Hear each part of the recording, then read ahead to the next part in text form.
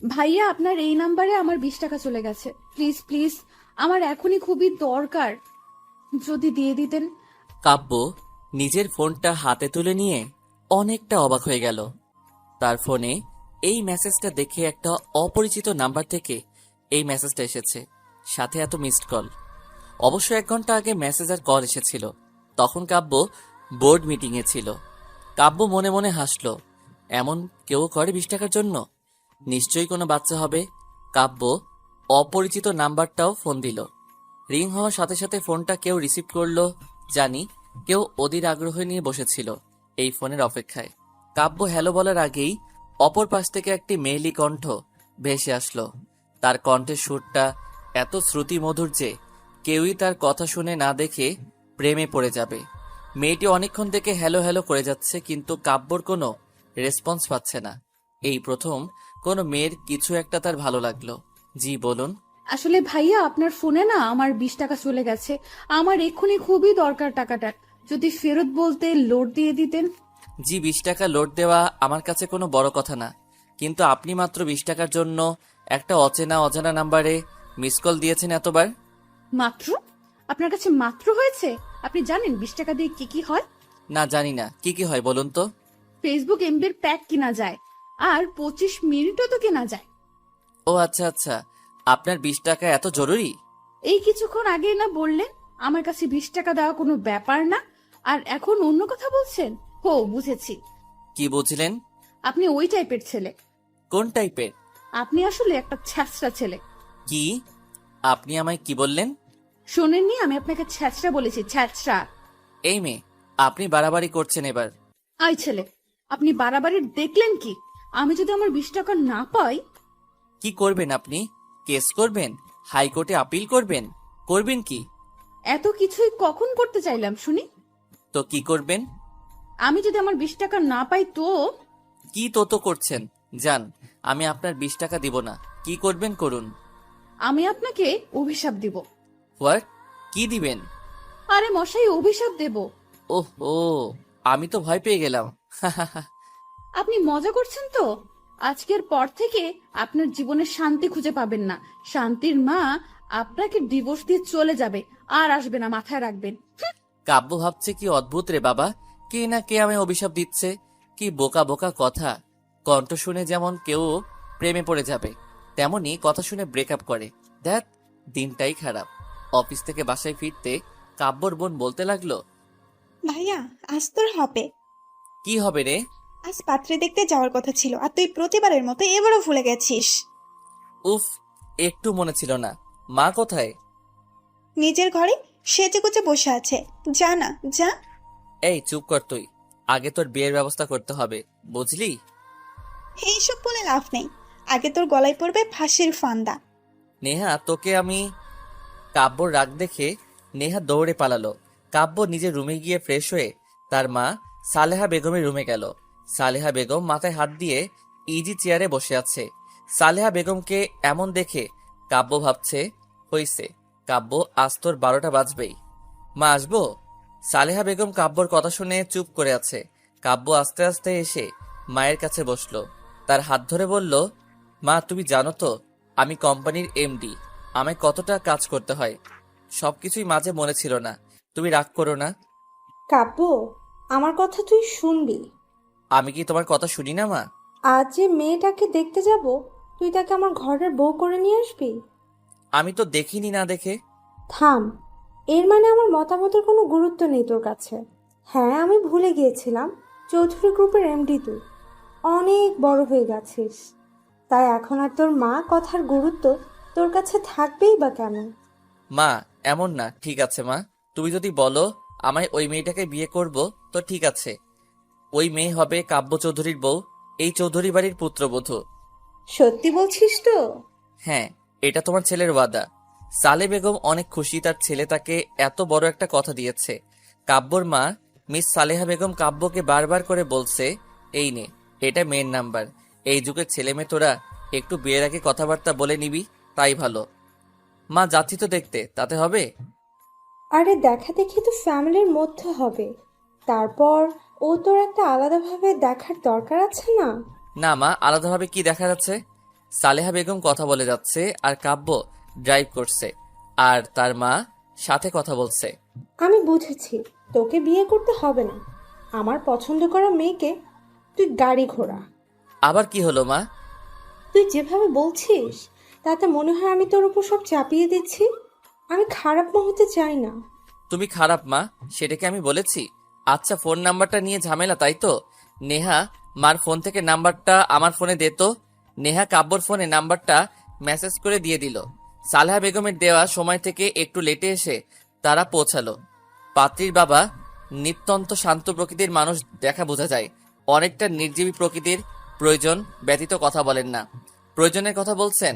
পাত্রীর মা অত্যন্ত সুন্দরভাষী মহিলা, অনেক গুছিয়ে সাজিয়ে কথা বলতে জানেন। যেখানে একটা কথা আমরা এমনি বলে দিব, সেই কথাটা তিনি সুন্দর গুছিয়ে বলবেন। পাত্রী এক ছোট ভাইও আছে শুনেছি, কিন্তু তার নাকি কোনো সেমিস্টারের পরীক্ষা, তাই সে এই মুহূর্তে এখানে উপস্থিত নেই। কাব্যর অনেক অসহ্য লাগছে। এতক্ষণ ধরে বসে আছে, এদের কথা বলা শেষ হচ্ছে না। এইসব কথা শুনতে কাব্যর আবার ভালো লাগে না। আচ্ছা কাব্য, তুই ছাদে যা আর মেয়ের সাথে কথাবার্তা বলে আয়। কিন্তু মা, এখানে বলতে হয়। কাব্যর কথায় সালেহা বেগম অগ্নি দৃষ্টি নিয়ে তাকালো। কাব্য কথা না বাড়িয়ে একটা পিচ্চির সাথে ছাদে চলে গেল। ছাদে আসার কাব্যর 5 মিনিট হয়েছে, তাতে তার মেজাজ গরম হতে শুরু করেছে। কি মেয়ে দেখতে এসেছে, টাইম সেন্সটুকু নেই। সে আর কি সংসার করবে? বিয়ের পর না জানি তার জীবনটা তেনা তেনা হয়ে যায়। কাব্য নিজে ফোনটা হাতে নিতেই কারো পায়ের শব্দ পেল। এর মানে মহারানী ভিক্টোরিয়া আসছেন। আসুক, তাতে আমার কি। কাব্য নেহার দেওয়া মেসেজটা দেখতে চুরির আওয়াজে ঘুরে তাকালো আর হাতের টার্চ লেগে নাম্বারটা কল চলে গেল। কাব্য অবাক হয়ে গেল। তখনই যে মেয়েটা তার সামনে দাঁড়িয়ে আছে তার ফোনটা টিং টং শব্দ করে বেজে উঠল। কাব্য মনে মনে অনেকটা বিরক্ত বোধ করলো। যদি এটা তার বাবার অফিসের মিটিং হতো, মেয়েটাকে ঘাট ধাক্কা দিয়ে বের করে দিত, কিন্তু অদ্ভুতভাবে সে তা করতে পারছে না। মেয়েটা একটু সরে গিয়ে ফোনটা রিসিভ করলো। কাব্য বিরক্তিকর দৃষ্টি নিয়ে তার দিক থেকে চোখ সরিয়ে নিয়ে নজর দিলে তার ফোনে আর সপ্তম আশ্চর্যের মতো হা করে তাকিয়ে দেখছে। একবার ফোনের দিকে আরেকবার মেয়েটার দিকে। মেয়েটা যে হ্যালো হ্যালো করে যাচ্ছে, অদ্ভুতভাবে তা ফোনের বাহির থেকেও শোনা যাচ্ছে। ভাগ্যকে তো ধন্যবাদ দেওয়া উচিত, এই মেয়েটাকে সামনে পেয়েছি। এবার দেখাচ্ছি মজা। কাব্য ফোনটা হাতে নিয়ে মেয়েটির ঠিক পেছন গিয়ে দাঁড়ালো আর, এই যে miss. Hello hello hello hello করছি, শুনতে পাচ্ছেন না? কানে কি তুলা গুজে আছে? আমার কান পরিষ্কার আছে। মনে হচ্ছে কানের সমস্যাটা আপনার। কি, আমার কানে সমস্যা? আপনি যদি ডাক্তার দেখান ঠিক বলে দিবে আপনি কত বড় ঠসা। ও আচ্ছা আচ্ছা, তারপর? তারপর কি? কি তারপর? আপনি আমার 20 টাকা দিবেন কিনা বলুন। একটু পিছনে ঘুরুন না। কেন, পিছুই ঘুরলেই কি আমি আমার 20 টাকা পেয়ে যাব? আচ্ছা মেয়ে তো আপনি, 20 টাকার জন্য যদি বলি ছাদ থেকে নিচে লাফিয়ে পড়ুন, তাই করবেন বুঝি? আমি কখন বললাম তাই করব? 1 মিনিট 1 মিনিট, আপনার কথা না অনেক কাছ থেকে শোনা যাচ্ছে মনে হচ্ছে। কি মনে হচ্ছে বলুন বলুন। মনে হচ্ছে আপনি আমার খুব কাছে, হ্যাঁ, পিছে দাঁড়িয়ে কথা বলছেন। ও ও, কি? ও ও, এত যখন মনে হচ্ছে একটু পিছনেই ঘুরুন না। মেঘা ঘুরতে অবাক হয়ে গেল, কারণ কিছুক্ষণ আগে যে ছেলেটা তাকে দেখতে এসেছিল সেই ছেলেটা ফোনটা হাতে নিয়ে তার পিছে দাঁড়িয়েছিল, আর এই ছেলেটা সেই ছেলে। এতক্ষণ পাগলের মতো বকবক করে যাচ্ছিল মেঘা। পিছে যে কেউ আছে তা খেয়াল করেনি। ওর মন যে কই যায় তা মাঝে মধ্যে ভেবে কুল কিনারা খুঁজে পায় না। হায় রে কপাল, মেঘা যে ছেলেটা ওকে দেখতে আসছে তার নাম্বারে 20 টাকা যেতেই হলো। আর অন্য কোনো নাম্বার কি দুনিয়ায় ছিল না? কি হতো ফোন নাম্বারটা কোনো মেয়ের হলে? এখন এই হাবলাকান্তকে আমি কি বলি? মনে মনে ভাবছে মেঘা। দুজনের মাঝে ক্ষণিকের নীরবতা। এবার মেঘা কাব্যর দিকে একটু চোখ দিল। কাব্য কালো রঙের শার্ট সাথে ব্লু জিন্স পরেছে, হাতে একটা ব্র্যান্ডের ঘড়ি আছে। গায়ের রং ধবধবে দুধের মতো হওয়া কালো রং বেশ মানিয়েছে তার স্ট্রেট চুলগুলো। হালকা বাতাসে উঠছে, বড্ড সিল্কি চুল মনে হচ্ছে। মেঘা যে তাকে এভাবে দেখছে, তাতে যে কাব্যর কোনো ভ্রুক্ষেপ হচ্ছে বা আছে তা বোধগম্য হচ্ছে না। সে নিজের মতো পকেটে হাত দিয়ে দাঁড়িয়ে আছে। কাব্য কিছুই বলছে না, তাই মেঘা নিজের নখগুলো দাঁত দিয়ে কামড়াচ্ছিল। হুট করে মেঘার মাথায় আসলো, এখন তো উনি আমার 20 টাকা দিয়ে দিতে পারে, এখন তো কোনো সমস্যা নেই। আচ্ছা, এখন তো আপনি আমায় 20 টাকা রিটার্ন দিয়ে দিতে পারেন। এত কিছুর পরও তুমি তোমার 20 টাকা নিয়ে পড়ে আছো? এই 20 টাকার জন্য তুমি আমায় ছেঁচড়া ছেলে বলেছ। তো ভুল বলেছি আপনি মনে নিচ্ছেন কেন? রাত গেছে, কথাও গেছে, মনে রাখার কি আছে? কিন্তু রাত তো যায়নি। মেঘা মনে মনে আমি ঢোক গিলতে লাগলো। যাহ, আমার 20 টাকার আশা আমায় ছেড়ে দিতে হবে। একটু আগে রাগ লাগছে দেখে তো অনেক বড়লোক মনে হচ্ছে। এত চিপড়ে কোয়ালিটির হইলে কিভাবে সম্ভব? রাগ উঠলে আমি উল্টাপাল্টা কথা বলে ফেলি। আমি হুট করে বলে ফেললাম, 20 টাকা দিচ্ছেন না? আর বিয়ে করে বউকে তো 1 টাকা দিবেন না, বাপের বাড়ি থেকে খরচ চালাতে হবে। মেঘার কথায় কাব্য রেগে গেল। তার চোখে স্পষ্ট রাগের ছাপ। মুহূর্তেই চোখ জোড়া লাল হয়ে গেল। এখন হাতগুলো মুষ্টিবদ্ধ করে দাঁড়িয়ে আছে। কাব্য চেঁচিয়ে বলল, তুমি কি মিন করতে চাচ্ছ? প্রথম আমায় ছেঁচড়া বলছে, এখন কোন টাইপের বলতে চাচ্ছ? তোমাকে আমি বিয়ে করব আর তোমার বাবার টাকায় চলবো? How funny! তুমি তো রিজেক্টেড। আর 1 মিনিট না দাঁড়িয়ে কাব্য হনহন করে নিচে নেমে গেল। মেঘা তার পিছু পিছুই যাচ্ছিল, কিন্তু শাড়িটা এত ভেজাল করছে যে আস্তে আস্তে সিঁড়ি বেয়ে নামতে হচ্ছে মেঘার।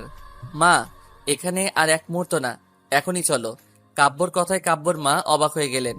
তিনি তার ছেলেকে দেখে বুঝে ফেলেছেন যে সে মারাত্মক রেগে গেছে। কাব্যর রাগের মাত্রা তার জানা আছে। তিনি পড়েছেন বিপাকে, না উঠতে পারছেন না ছেলের কথায় তার সাথে যেতে পারছেন। মহা বিপদের গন্ধ তার নাকের সামনে ভুর ভুর করছে। এতক্ষণে মেঘা নিচে আসতেই কাব্য মেঘাকে উদ্দেশ্য করে বলল, এই মেয়েকে আমি বিয়ে করব না, কখনো না। এই যে আন্টি, আপনি অনেক সুন্দর আর সুইট করে কথা বলতে পারেন, কিন্তু আপনার মেয়ে একটা অত্যন্ত অভদ্র অসভ্য মেয়ে। এই মেয়েকে আমি কেন কোনো ছেলেই বিয়ে করবে না। এই যে আপনি আমার শিক্ষা তুলে কথা বলছেন কেন? তুমিও কিছুক্ষণ আগে তাই করেছো। শুনেন, আপনি নিজেকে কি ভাবেন বলুন তো? আপনি প্রিন্স চার্মিং নাকি অন্য কিছু?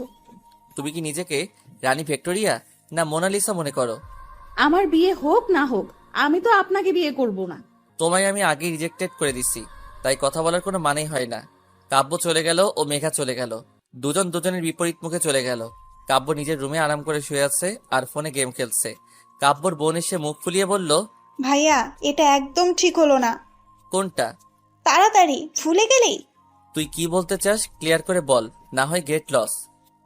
ভাইয়া, কি হয়েছে বলতো? আমার থেকে তোর এত ইন্টারেস্ট কেন? কই? কি ব্যাপার বলতো? কোনো ব্যাপার না। হঠাৎ করে তোতলানো শুরু করলি কেন? এমন ভাবে প্রশ্ন করছিস যেন আমি রিমান্ডের আসামি। তো তুই আমার সাইডে না থেকে ওই মেয়েটার সাইডে কেন? ওই মেয়েটা তোর কি লাগে, বোন? কাব্যর বোন হনহনিয়ে চলে গেল। কাব্য সন্দেহজনক ভাবে নেহার চলে যাওয়ার দিকে তাকিয়ে আছে। মেঘার মা খুব শান্তিপূর্ণ ভাব নিয়ে আছেন। মেঘার বুঝতে বাকি নেই এটা মহাযুদ্ধ। এর আগের পরিস্থিতি। মেঘা ওর মতো পা দুলিয়ে দুলিয়ে আইসক্রিম খাচ্ছে। মেঘার বাবা মাঝে মাঝে মেঘার দিকে এক দৃষ্টিতে তাকাচ্ছেন, আবার নিজের দৃষ্টি ফিরিয়ে নিচ্ছেন। বাবাকে দেখে মনে হচ্ছে এই মহাযুদ্ধ মেঘা লাগিয়ে দিয়ে চুপচাপ পরাস্ত সৈনিকের ন্যায় বসে আছে। মেঘার ভাইয়ের আজ ভার্সিটিতে অ্যাসাইনমেন্ট ছিল, তাই ওকে যেতে হয়েছিল। এই মহাযুদ্ধ বেচারা মিস করে গেছে। ভার্সিটি থেকে ফিরে মেঘার দিকে ড্যাব ড্যাব ভাবে তাকিয়ে আছে। আপু, তুই এটা কি করলি বলতো? কি করেছে শুনি? এত সুন্দর, স্মার্ট, কিউট, হ্যান্ডসাম, ড্যাশিন মার্কা ছেলেকে রিজেক্ট করে দিলা? ও রিজেক্ট করেনি, ছেলে করেছে। মেঘার মায়ের কথায় মেঘা আর আকাশ একসাথে ওদের মাকে বলে উঠল, তুমি একটু চুপ থাকো না মা। হ্যাঁ, আমি তো চুপ থাকবই। তোদের যা ইচ্ছে হয় তোরা করবি। এইসব দোষ তোমার, বুঝলে? এর মধ্যে আমায় টানছো কেন? টানবে না? তুমি তো নষ্টের গোড়া। পুতুল, কি আজে বাজে বলছো? আহা মা, তুমি এই সিরিয়ালি ড্রামা কিছুক্ষণের জন্য বন্ধ করো তো। এই আকাশ, তোর কি হয়েছে বলতো? কেন আপু, কি হবে? তুই আমার ভাই না ওই কাব্যর ভাই? অবশ্যই তোমার ভাই। আমার সাথে রক্তের সম্পর্ক হয়ে আমার দিকে টানছিস না? আমি এত কিউট সুন্দর না বলে বলছিস ছেলেটা কত সুন্দর কিউট হ্যান ত্যান কেন? ওমা, তাই নাকি? আমি এসব বলেছি? আচ্ছা, তুই আর কাব্যের বোন নেহা একই ডিপার্টমেন্টের না? তো তো কি, তুই আমায় বল। আরে আপু, যে বোনের ভাই আমার বোনকে পাত্তা দেয়নি, আমি সেই ভাইয়ের বোনকে কেন দিব বলো? এই না হলো আমার ভাই? মেঘার ভাই মাথায় হাত দিয়ে বসে রইল। কি আকাশ পাতাল ভাবতে শুরু করেছে ও ভালো জানে। তখনই এই, তোর ফোন ধরতে এত টাইম লাগলো কেন সেটা আগে বল। সি নেহা, তোমার ভাষার এ কি হাল হয়েছে? চুপ করে থাক, তুই একটা কথা বলবি না আমার ভাষা নিয়ে। আচ্ছা বাবা, আচ্ছা, এত হাইপার কেন হচ্ছ বলো তো?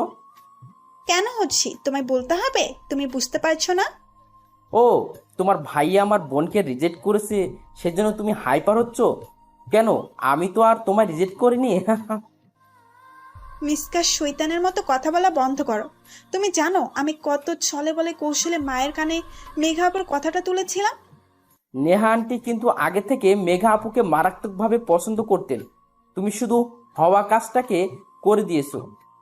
আমি না করলে না, মা ইমোশনাল ব্ল্যাকমেল করে ভাইয়াকে রাজি করাতে পারতো না। সব তো ঠিক ছিল, ওদের মাঝে এমন কি হলো যে দুজন এমন বিহেভ করলো? ওরা কি দুজন দুজনকে আগে থেকে চিনতো? কিন্তু প্রশ্ন হচ্ছে কিভাবে, কেমনে? আমি এসব কিছুই বুঝি না, জাস্ট বলবা, এরপর তুমি কি করবা?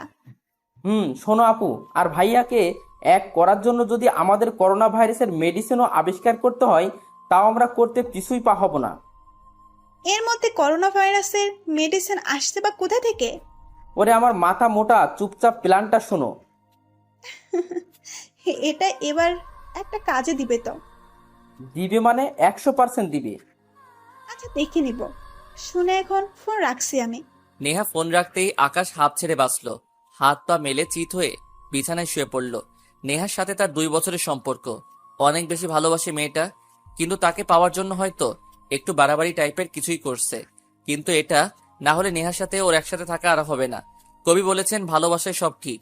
কোনো কবি বলেছিল এই মুহূর্ত আকাশের মনে নেই, আর তা সে মনে করতে যাচ্ছে না।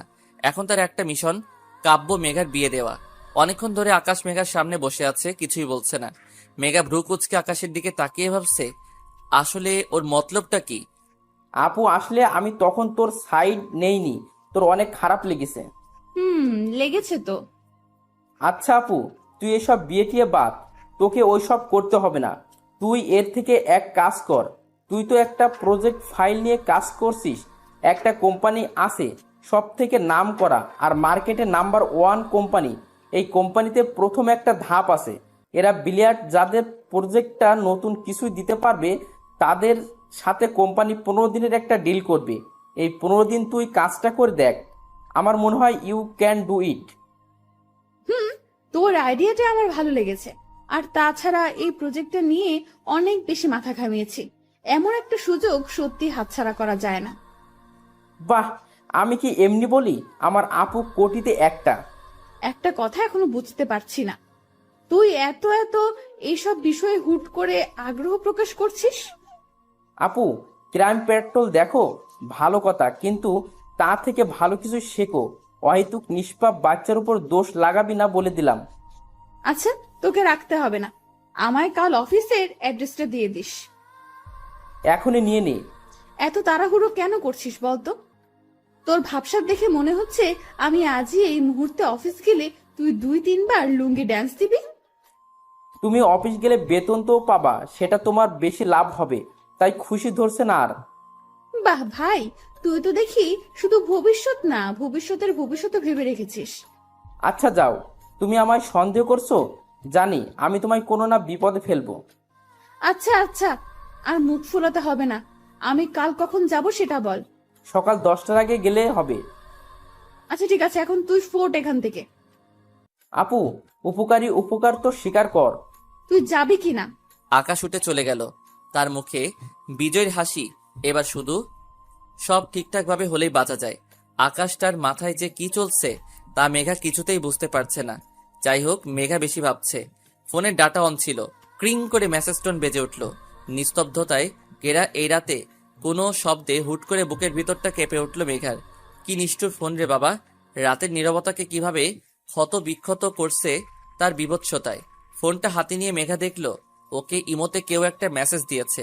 তা সিন করতে দেখল কাব্য চৌধুরী মেঘাকে মেসেজ দিয়েছে। What a name! মেজাজটা 4 গুণ খারাপ হয়ে যাচ্ছে মেঘার। এই লোকটাকে ওর অনেক অসহ্য লাগছে।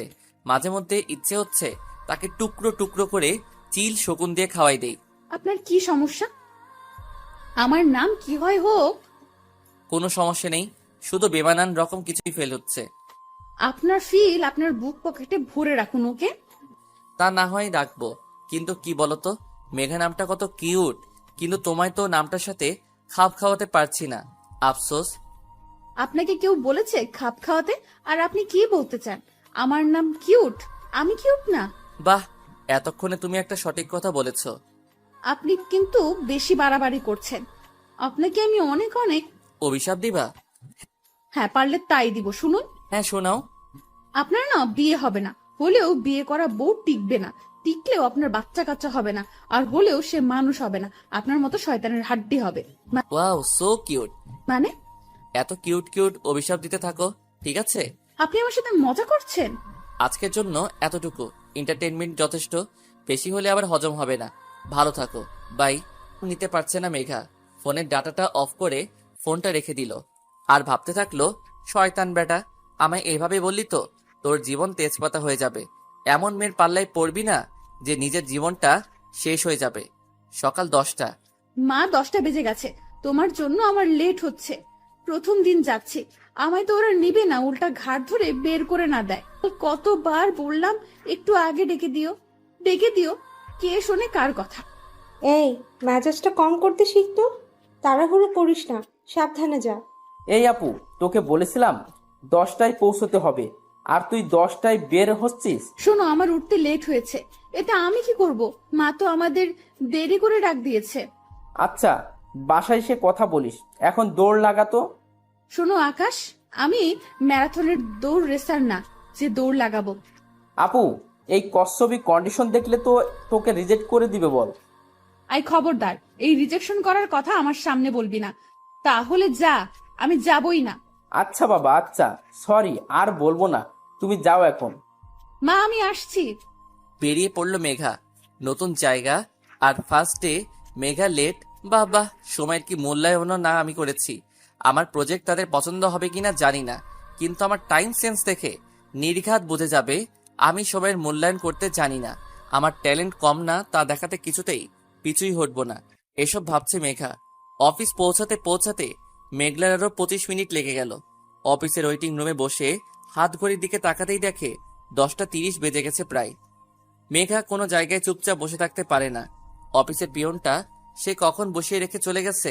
আশেপাশে কাউকে পেলে সীমিত আকারে একটা আড্ডা দেওয়া যেত, তাতে মন্দ কিছুই হতো না। বিরক্তি নিয়ে উঠে দাঁড়ালো মেঘা। আশেপাশে কোনো মানুষ নামের প্রাণী দেখতে পাচ্ছে না। অফিসটা ঘুরে দেখলে মন্দ হবে না। মেঘার ভাবা মানে কাজ করা। অফিসটা বেশ বড়, ওয়েটিং রুমটা তুলনামূলকভাবে ছোট হলেও বাহিরের কাজের ডেস্কগুলো বেশ জায়গা নিয়ে বানানো হয়েছে।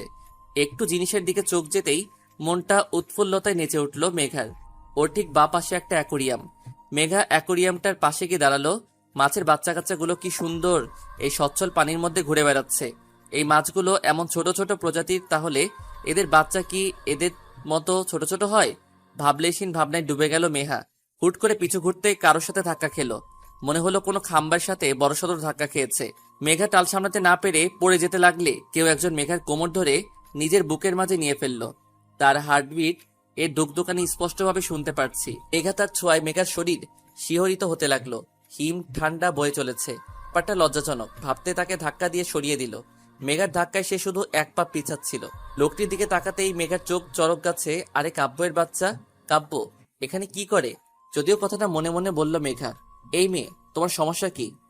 আমার কোনো সমস্যা নেই। আপনি আমায় টাচ করলেন কেন? তোমায় টাচ করার কোনো ইচ্ছা আমার নেই। তুমি পড়ে যাচ্ছিলে, আমি শুধু তোমায় বাঁচিয়েছিলাম। Not at all. আপনি আমায় ইচ্ছা করে টাচ করেছেন, এখন আমি বুঝতে পারছি আপনি ওই টাইপেরও ছেলে। এখন তুমি কি মিন করতে যাচ্ছ? আমায় ক্লিয়ার করে বলবে? মেয়ে দেখলেই মাথা ঠিক থাকে না, তাদের শুধু ধরতে ইচ্ছে করে। সেই টাইপ কিছুই ছেলে হয় না, সেই টাইপ। মুহূর্তে কাব্য রক্তিম লাল হয়ে উঠল মুখ। রাগের ডার্ক গোলাপি ঠোঁটগুলো কাঁপছে। চিল্লাই বলল, তোমার সাহস কি করে হলো আমায় এসব বলতে? তুমি নিজেকে কিভাবে আয়নায় নিজেকে দেখেছো? তোমার থেকে 2 গুণ ফর্সা আমি, আর আমি অপমান করতে আসছো? এই টাইপ ওই টাইপ, আমার তো মনে হয় তুমি নিজে ওই টাইপ ছেলেদের উপর ঢলে ঢলে পড়ছো। এবার মেঘার মেজাজ 10 গুণ খারাপ হয়ে গেল। কি বলে এই বেটা? আমার রং নিয়ে অপমান? ভেড়াটার দিকে এক নজর তাকিয়ে দেখলাম সাদা শার্ট পরেছে, সাথে ব্ল্যাক জিন্স, গলায় টাইটা বেশি মানিয়েছে, সাথের হাতাটা ফোল্ড করে রাখা, হাতের ব্যান্ডের ঘড়ি। এই ছেলেকে দেখে মনে হয় এই সাধারণ ইমপ্রলাই হবে। আর ছেলেদের দিকে আর চোখে তাকালাম, তারা এই সেম পোশাকে আছে। এবার আমার মাথায় শয়তানি আইডিয়াগুলো এসে ভিড় জমালো। আমি ভেবে নিলাম এই কাব্য নামের সাদা ভেড়াটার কি হলো, তাই না আমি করবো এবার। এই মেয়ে, তুমি কি ভাবছো আর তুমি এখানে কি করছো? আমায় ফলো করছো তুমি? আপনি একজন সিম্পল এমপ্লয়ির মতো থাকুন, বেশি কথা বলতে আসবেন না। আমি সাধারণ এমপ্লয়ি। মানে তুমি? দেখুন, এই কোম্পানির বস মিস্টার আয়ান মাহমুদের একমাত্র হবু বউ আমি, মেঘা রহমান। আপনার বস যদি জানে না আপনি তার জান পাখির সাথে এমন টাচমি করেছেন, আপনার অবস্থা নাজেহাল করে ছাড়বে। তুমি আয়ান মাহমুদকে চিনো? আর কাল তো তোমায় আমি দেখতে এসেছিলাম। একদিনের মধ্যে কিভাবে কি হলো? আপনাকে এত মাথা খাওয়াতে কে বলেছে বলুন তো? জানার কিউরিওসিটি হচ্ছে। উফ, মহা মুশকিল তো। শুনুন, আমার আর আয়নের 4 বছরের প্রেমময় সম্পর্ক। 4 বছর? কিন্তু আয়ান মাহমুদ তো 4 বছর বিদেশে ছিলেন তোমার সাথে, কেমনে কি? এত প্রশ্ন করছেন কেন? যদি শুনতে না চান তো চুপ করে থাকুন, হয়তো প্রশ্ন করে আমায় জ্বালাবেন না। ওকে ওকে, শুধু এটা বলো, এত বড় কোম্পানির এমডি হয়েও তোমার বিয়ে কেন করছে না আমার সাথে? কেন তোমার ফ্যামিলি দিতে রাজি না? যাহ, মহা ঝামেলাপূর্ণ প্রশ্ন করে বসেছে। এর উত্তর একটা টাইট সাইড কিছু দিতে হবে, না হয় বিনা কারণে ফেসে যাবে। আর অহেতুক নিজেকে আয়ান মাহমুদের হবু বউ বলাই জেলে যেতে পারি। এই ছোট বয়সে জেলে যাওয়া যাবে না। কি বলি ভাবছে মেঘা। আসলে সমস্যাটা কি হচ্ছে আয়ানের? কি আয়ানের? আয়ান মাল খায়। কি? সরি, মানে আয়ান ড্রিঙ্ক করে। সরি, এটা বাবার খুব অপছন্দনীয় বিষয়। আসলে বড়লোক বাবার একমাত্র ছেলে একটু একটু তো খাবে, এতে অপছন্দের কি আছে? আমার তো ড্রিঙ্কস করা ছেলে স্বামী হিসেবে বেশ পছন্দ। কাব্যর চোখের দিকে তাকাতেই মেঘা চুপ হয়ে গেল। তার চোখে মুখে স্পষ্ট রাগের ছাপ। সে রাগে ফুসফুস করছে, তা ভালো বোঝা যাচ্ছে। মেঘা তো আয়নের কথা বলছে, তাহলে কাব্য কেন রাগে জ্বলছে? ও বুঝেছি, জেলাস ফিল করছে। How cheap. কাব্য দেখে এবার ভয় হওয়াটাই স্বাভাবিক। রাগে চোখটি লাল হয়ে উঠেছে, ডার্ক গোলাপি ঠোঁটগুলো কামড়ে ধরে আছে। একপাশে শার্টের হাতের ফোলটা অগোছালো হয়ে উঠেছে।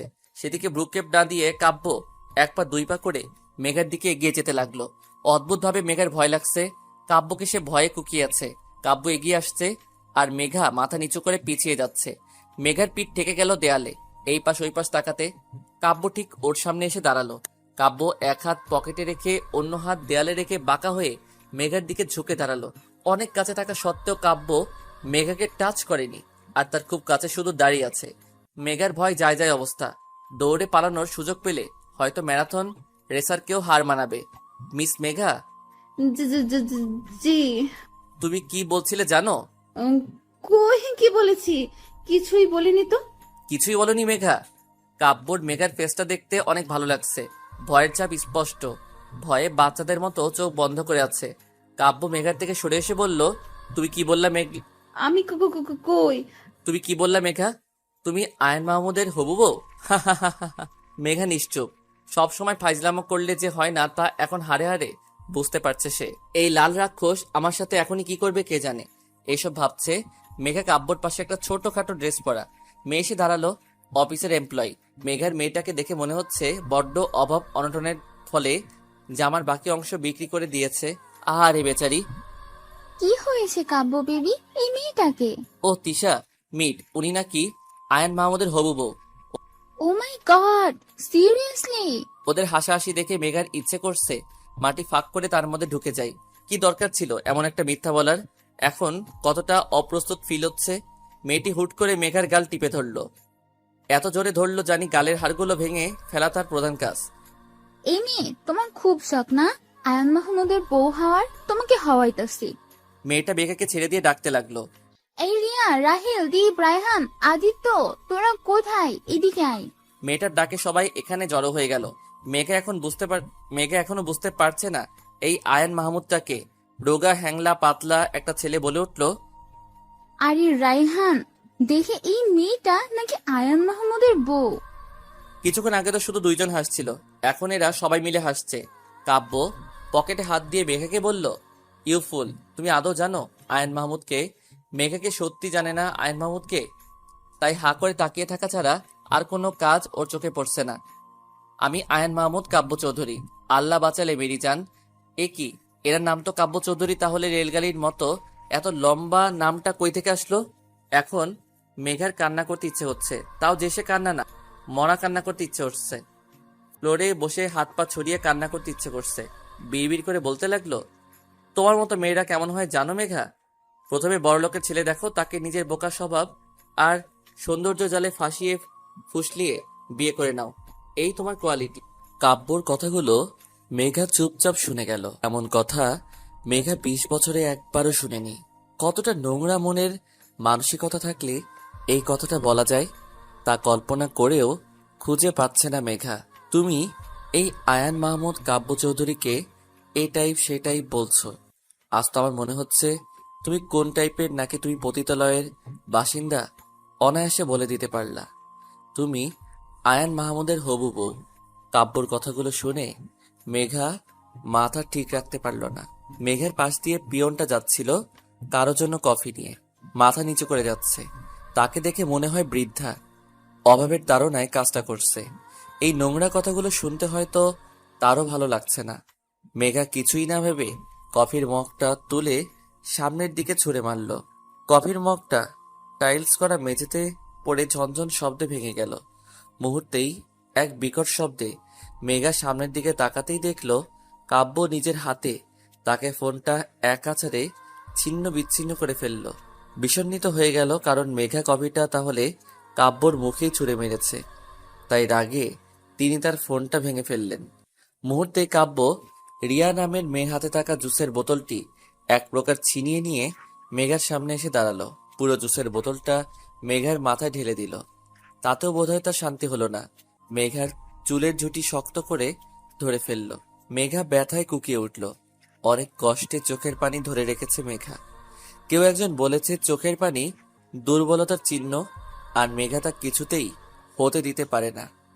দাঁতের দাঁত চেপে কাব্য বলতে লাগলো, তোমার এত সাহস, আমার উপর কফি ছুঁড়ে মারো? তোমার কি হাল করি আমি, জাস্ট দেখো তুমি। কাব্য মুষ্টিবদ্ধ করে ধরেছিল মেঘার চুলগুলো, আর এক হাত দিয়ে মেঘার কাঁধের হাড়গুলো ভাঙার জন্য শক্ত করে ধরে কথাগুলো বলছিল। মেঘার পারল না নিজের চোখের গঙ্গা যমুনাকে আটকাতে। বড় বড় 2 ফোঁটা মেঘার গাল বয়ে পড়ছে। কাব্য মেঘার চোখের দিকে তাকাতেই মেঘাকে ছেড়ে দিল। মেঘার থেকে একটু দূরে গিয়ে রাহেল বলে চিৎকার করলো। মুহূর্তের মধ্যে একটি ছেলে তার সামনে এসে দাঁড়ালো। কি বলো? এই মেয়েটি এখানে কি করছে? কাব্য, তুই আগে একটু শান্ত হ। আমি ঠিক আছি, তুই বল জাস্ট কেন এসেছে ও? কাব্য চিল্লাই বলল কথাটা। আমাদের কোম্পানিতে প্রজেক্টের উপর এমপ্লয়ি নেওয়া হয়েছে শুধু বেস্টটা খোঁজার জন্য। উনি এসেছেন মানে নিজের প্রজেক্টটা জমা দিতে। ফেরত দিয়ে দে। এমন একটা মেয়েকে কোনোভাবে আমি আমার কোম্পানিতে নিব না। কিন্তু কাব্য, কি কিন্তু? ফাইলটা অলরেডি মিস্টার জনির কাছে চলে গেছে। ও শিট, এইসব কাজ করার আগে আমায় একবার জিজ্ঞেস করতে পারলি না? কোনোবার তো এমন হয়নি, এই প্রথমবার এমন হচ্ছে। কাব্য কোমরে হাত দিয়ে দাঁড়িয়ে আছে, কি করবে ভেবে পাচ্ছে না। কিন্তু এই মেয়েকে এখানে এক মুহূর্ত সহ্য করবেন না। কাব্য মেঘার হাত ধরে টেনে নিয়ে যাচ্ছে। মেঘা বলছে, স্যার, আমার ফাইলটা আমাকে ফেরত দিয়ে দিন, তারপর আমি নিজে চলে যাব। মেঘার কথায় কাব্যর কোনো ভ্রুক্ষেপ নেই। এখন তার একমাত্র লক্ষ্য মেঘাকে অফিস থেকে বের করে দেওয়া। মেঘার কোনো কথা শুনতে চাচ্ছে না কাব্য। হুট করে একজনের ডাকে কাব্য থেমে গেল। পিছুই ঘুরতে কাব্য দেখল মিস্টার জনি আর তার সেক্রেটারি দাঁড়িয়ে আছে। কাব্য মিস্টার জনিকে দেখে কিছুই বলছেন না। মেঘা মিস্টার জনির দিকে তাকালো। তিনি বাংলাদেশি নন, একজন ভিন্ন দেশি, ইংরেজও বলতে পারি। তার মাথায় একটা চুলও অবশিষ্ট নেই, মানে বাংলা ভাষায় তিনি টাকলা। মিস্টার জন কাব্যকে বলছেন, মিস্টার চৌধুরী, এখনই আমার সাথে আপনি মিটিংয়ে বসিবেন। আমি আর লেট করতে চাই না। বাহ মিস্টার টাকলা। আরে ধুর, মিস্টার জনির শুদ্ধ সাধু ভাষা শুনে মেঘার আরো মজা লাগলো। হাতে তালি দিয়ে তাকে সাবাস বলতে ইচ্ছে করছে, কিন্তু এই খাটাসটা আমায় ধরে আছে, ছাড়ার নাম নেই। ইচ্ছে করছে লাথি মেরে কাত করে ফেলে দেই। কাব্যর মুখে বিরক্তির ছাপ দেখে মনে হচ্ছে তার অনেক বড় একটা কাজে বাধা পড়ায় তার ইচ্ছে হচ্ছে এই মিস্টার জনির টাকলা মাথায় তবলা বাজাতে। এসব ভাবছে মেঘা। মিস্টার জনি চেয়ারে বসে আছেন আর চিড়িয়াখানার প্রাণী দেখার মতো একবার মেঘার দিকে আর একবার কাব্যর দিকে তাকাচ্ছে। কাব্যর শার্টটা পুরো নষ্ট হয়ে গেছে কফি ফেলার কারণে, আর মেঘার মাথার উপর জুস ফেলায় তার চুলগুলো চুপসে এলোমেলো হয়ে আছে।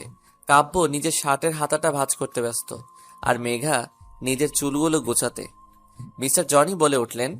মিস্টার জনি খুবই গম্ভীরভাবে বলতে লাগলেন, মিস্টার চৌধুরী, আমি এসব কি দেখতেছি? আপনাদের কি কোনোই ইন্টারেস্ট নেই? মিস্টার জনি, আপনি ভুল ভাবছেন। অ্যাকচুয়ালি কিছুই প্রবলেমের জন্য আমার একটু লেট হলো, তাছাড়া আর কিছুই না। টাকলার কথায় বা কাব্যর কথায় মেঘার ভ্রুক্ষেপ নেই। মেঘার কালো রঙের ফাইলটা শুধু ওর চোখের সামনেই ভাসছে। মেঘার ইচ্ছে হচ্ছে দৌড়ে নিয়ে পালাই, কিন্তু তা পারছে কই। এটা আমার ফাইল, আমি নিতে পারি, এই সবই ভাবছে মেঘা। মিস্টার জনি মেঘার ফাইলটা নিয়ে বলল, ইহা কি আপনার মিস? জি স্যার, আপনার নাম কি জানিতে পারি? জি, আমার নাম মেঘা রহমান। আপনি এই প্রজেক্টটা পাইবার যোগ্যতা সম্পূর্ণ একজন। আপনি এই কাজটা ভালো করিতে পারিবেন, কি বলেন মিস্টার চৌধুরী? না, এই মেয়েটা এই কাজটা করবে না, আমরা অন্য কাউকে দেখে নিব, অবশ্য বেটার কাউকে পাবো। স্যার, যদি আপনি আমার সাথে আপনার পার্সোনাল প্রবলেমটা ভুলে আমার ফাইলটা দেখে আমার যোগ্যতা নির্ণয় করেন তাহলে ভালো হবে। মেঘার প্রথমবার ভালো কিছুই বলে কাব্যর বোধ হলো। ফাইলটা নিয়ে চোখ বোলাতে লাগলো। কাব্য হতবাক। এই মেয়ে এই সুন্দর ডিসক্রিপশন দিয়ে প্রজেক্টটা বানিয়েছে। এই মেয়ের মাথায় তো বুদ্ধি নেই, 1 নম্বরের ডাফার, কিন্তু ওর কাজের জন্য সত্যি এই জবটাও ডিজার্ভ করে। কাব্য চুপচাপ দাঁড়িয়ে আছে, ফাইলটা পড়ছে আর কপালে ভাঁজ হয়ে গেছে। নিচের ঠোঁটটা কামড়ে ধরে পড়ে চলেছে। কিছুক্ষণ পর কাব্য বলল, মিস মেঘা, আপনি এই কাজটার জন্য পারফেক্ট, আমাদের ফর্মালিটিগুলো দেখে সাইন করে নিন। মিস্টার জনি মেঘাকে উদ্দেশ্য করে বললেন, আপনি কি এইহা ভালো করে করিতে পারিবেন? জি স্যার, এটা আমার কাছে একটা ড্রিম জব। এই যে প্রজেক্টের মাধ্যমে আপনারা যে কল্পনা সিটিটা তৈরি করতে যাচ্ছেন না স্যার, অনেক মধ্যবিত্ত ফ্যামিলির স্বপ্ন কি হয় জানেন স্যার? তার সব পুঁজি দিয়ে একটা বাসা করা। আর যখন এমন মানুষ তাদের শেষ সম্বল নিয়ে ভরসার হাত খুঁজে, তাদের ভরসার হাতটুকু শুধু আমরা ধরতে পারি, এটাই আমার লক্ষ্য। আর আমার কাছে বিজনেস মানে আমি কতটুকু লাভবান হলাম শুধু তা বিবেচনা করা নয়, আমার জন্য সামনের মানুষের কতটুকু লাভ হলো তা বিবেচনা করাই আমার প্রধান আর প্রথম কাজ। মেঘা কথা বলার সময় কাব্য মুগ্ধ নয়নে তার দিকে তাকিয়েছিল। সে ভেবেছিল এই মেয়ের মাথায় গোবর ছাড়া কিছুই নেই, কিন্তু একটু একটু আইডিয়া আছে। মিস্টার জনি হ্যান্ডশেক করে চলে গেছেন, তাও 10 মিনিট হলো। মেঘা আর কাব্য দাঁড়িয়ে আছে, কিছুই বলছে না। হুট করে কাব্য বলল, রায়ান, ওনাকে বলে দাও আমাদের অফিসে কাজ করতে হলে রুলস মানতে হবে, রুলস আর রুলস। জি স্যার, মিস মেঘা স্যার বলল। হ্যাঁ হ্যাঁ, আমি কি রুলস ভাঙবো নাকি? আপনার স্যারকে বলে দিন। রায়ান তাকে বলে দাও এরকম অসভ্যতাম এখানে চলবে না, বাকিদের মতো হতে হবে, বলে দাও তাকে। জি স্যার, মিস মেঘা স্যার। আপনি থামুন, আমি কি অসভ্যতামি করেছি? উনি সেম কাজ করেছে। আপনার স্যারকে বলে দিন মেয়েদের সম্মান করতে শিখুক। রায়ান তাকে বলে দাও আমি মেয়েদের সম্মান করতে জানি, তার কাছ থেকে শিখতে হবে না আমার। জি স্যার, মিস মেঘা। আপনি চুপ করুন। কত সম্মান করে তা আজ প্রমাণ হয়ে গেল। আমি নিজের কাজ করতে জানি, আপনার স্যারকে বলে দিন। রায়ান তাকে বলে দাও কাল থেকে জানি সে তার দায়িত্ববোধ থেকে ভালোভাবে কাজ করে, কাণ্ড জ্ঞানহীনের মতো কাজ যেন না করে। জি sir, miss Megha. Shut up, আমি শুনতে পেয়েছি। কাল থেকে আমি আমার কাজ শুরু করব। অফিসের সামনে রোডে দাঁড়িয়েছিল রিক্সার জন্য। আজকাল রিক্সা পাওয়া অনেকটা কঠিন হয়ে উঠেছে, সহজে কিছুই পাওয়া যায় না বললেই চলে। হুট করে মেঘা দেখলো কাব্য গাড়ি নিয়ে বের হচ্ছে। মেঘাকে দেখে গেটের সামনে গাড়ি থামিয়ে নেমে পড়লো আর মেঘার সামনে এসে বলতে লাগলো, তোমায় আমার একদম অসহ্য লাগে, ইউনো। মিস্টার কাব্য, এই কথাটা বলার জন্য কি আপনি নেমে আসলেন? জি হ্যাঁ, কারণ অফিসে ঢুকলে আমরা জাস্ট কলিগ আর বসের ব্যবহার করব, কিন্তু বাহিরে তুমি আর আমি শত্রু, এটা ভুলে গেলে কিভাবে চলে? আচ্ছা, এত তাড়াতাড়ি আপনায় কিভাবে ভুলি? কাব্য কথা না বাড়িয়ে চোখে সানগ্লাস দিয়ে ঘুরে চলে যাচ্ছে। মেঘাও চলে গেল, কেউ কারো দিকে তাকালো না। আকাশ, সত্যি বললে তোর মাথায় স্কেল দিয়ে মারবো না, আমি তোকে প্রমিস করছি ভাই। আপু, তুমি অফিস থেকে ফিরে আমার সাথে এমন শুরু করলে কেন? তুই কিছুই জানিস না ভাইয়া। না আপু, কিছুই জানি না। টাচ করে স্কেল দিয়ে আকাশের মাথায় মারলো মেঘা। আকাশ মাথায় হাত দিয়ে বলল, উফ, আপু মারলা কেন? তুই কিছুই জানিস না? না আপু, বিশ্বাস করো না তোমার ভাইয়াকে। তুই তো মির্জাফর, তোকে বিশ্বাস আর চুলিভর পানিতে ডুবে মরা এক। আপু কি হয়েছে বলো না। তুই জানতি আয়ন মাহমুদকে? কে আবার? গ্রুপের এমডি? এমডি না? উফ আপু, আবার কেন মারলি? আয়ান মাহমুদ কে তুই জানিস না? না আপু, না।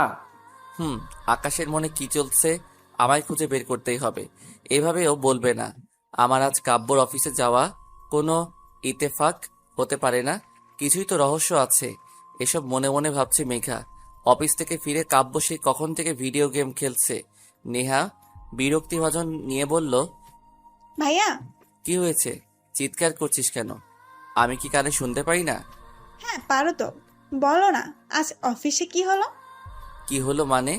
কোনো শুটিং এর প্রোগ্রাম করে ফিরেছি কি যে তোকে গল্প শোনাবো? নেহা মুখ ফুলিয়ে বসে রইল। কাব্যর সন্দেহ এবার অনেকটা বেড়ে গেল। ব্যাপার কি? নেহার এত আগ্রহ কেন আজ অফিসে কি হয়েছে জানার জন্য? মেঘার সাথে দেখা হওয়াটা বারবার ইতেফাক নাকি অন্য ব্যাপার আছে? জানতে হচ্ছে বিষয়টা। নতুন জায়গায় সবার সাথে মিশতে একটু অদ্ভুত ফিল হয়, এটা স্বাভাবিক ব্যাপার। কিন্তু নতুন জায়গায় কোনো অপরিচিত ছেলে ড্যাব ড্যাব করে তাকিয়ে থাকে, তখন তা অস্বস্তিকর হয়ে ওঠে। হ্যাঁ ঠিক তাই, মেঘার সাথে এখন তাই হচ্ছে। নিজের ডেস্কে বসে ফাইল সিস্টেমটা চেক করছিল, ঠিক মেঘার থেকে কয়েক হাত ফাঁকে এই অফিসের একজন কলিগ মেঘাকে চোখ দিয়ে গিলে খাচ্ছে অনায়াসে। মেঘার ইচ্ছে করছে ওর চোখগুলো গুটিয়ে টেরা করে দেই। লুচ্চা কোনখানকার। মিস্টার কাব্য চৌধুরী আসতে সব মেয়ে হা হয়ে যে যার জায়গায় দাঁড়িয়ে পড়ল। জানি ডোনাল্ড ট্রাম্প হেঁটে আসছেন। অবশ্য সবার ক্রাশ কাব্য স্যার। কাব্য স্যার চকলেট কালারের একটা টি শার্ট পরেছে, সাথে হলুদ জিন্স, গলায় টাইটা আটোসাটো করে বাঁধা, হাতে ব্ল্যাক বার্নের ঘড়ি, চোখটা লালচে কালারের সানগ্লাস। নিজের সিল্কি চুলগুলো ঠিক করতে করতে আসছেন। ওইদিকে নজর না দিয়ে নিজের কাজে মন দিল মেঘা। 15 দিন পর আমার মুক্তি ভাবতেই আনন্দ নিকেতন গিয়ে দেই দেই করে নাচ করতে মন চাচ্ছে। উফ, জমজমাট বিষয়। এই সবই ভাবছি মেঘা। মেঘা নিজের কাজ অতি মনোযোগ সহকারে করতে লাগলো।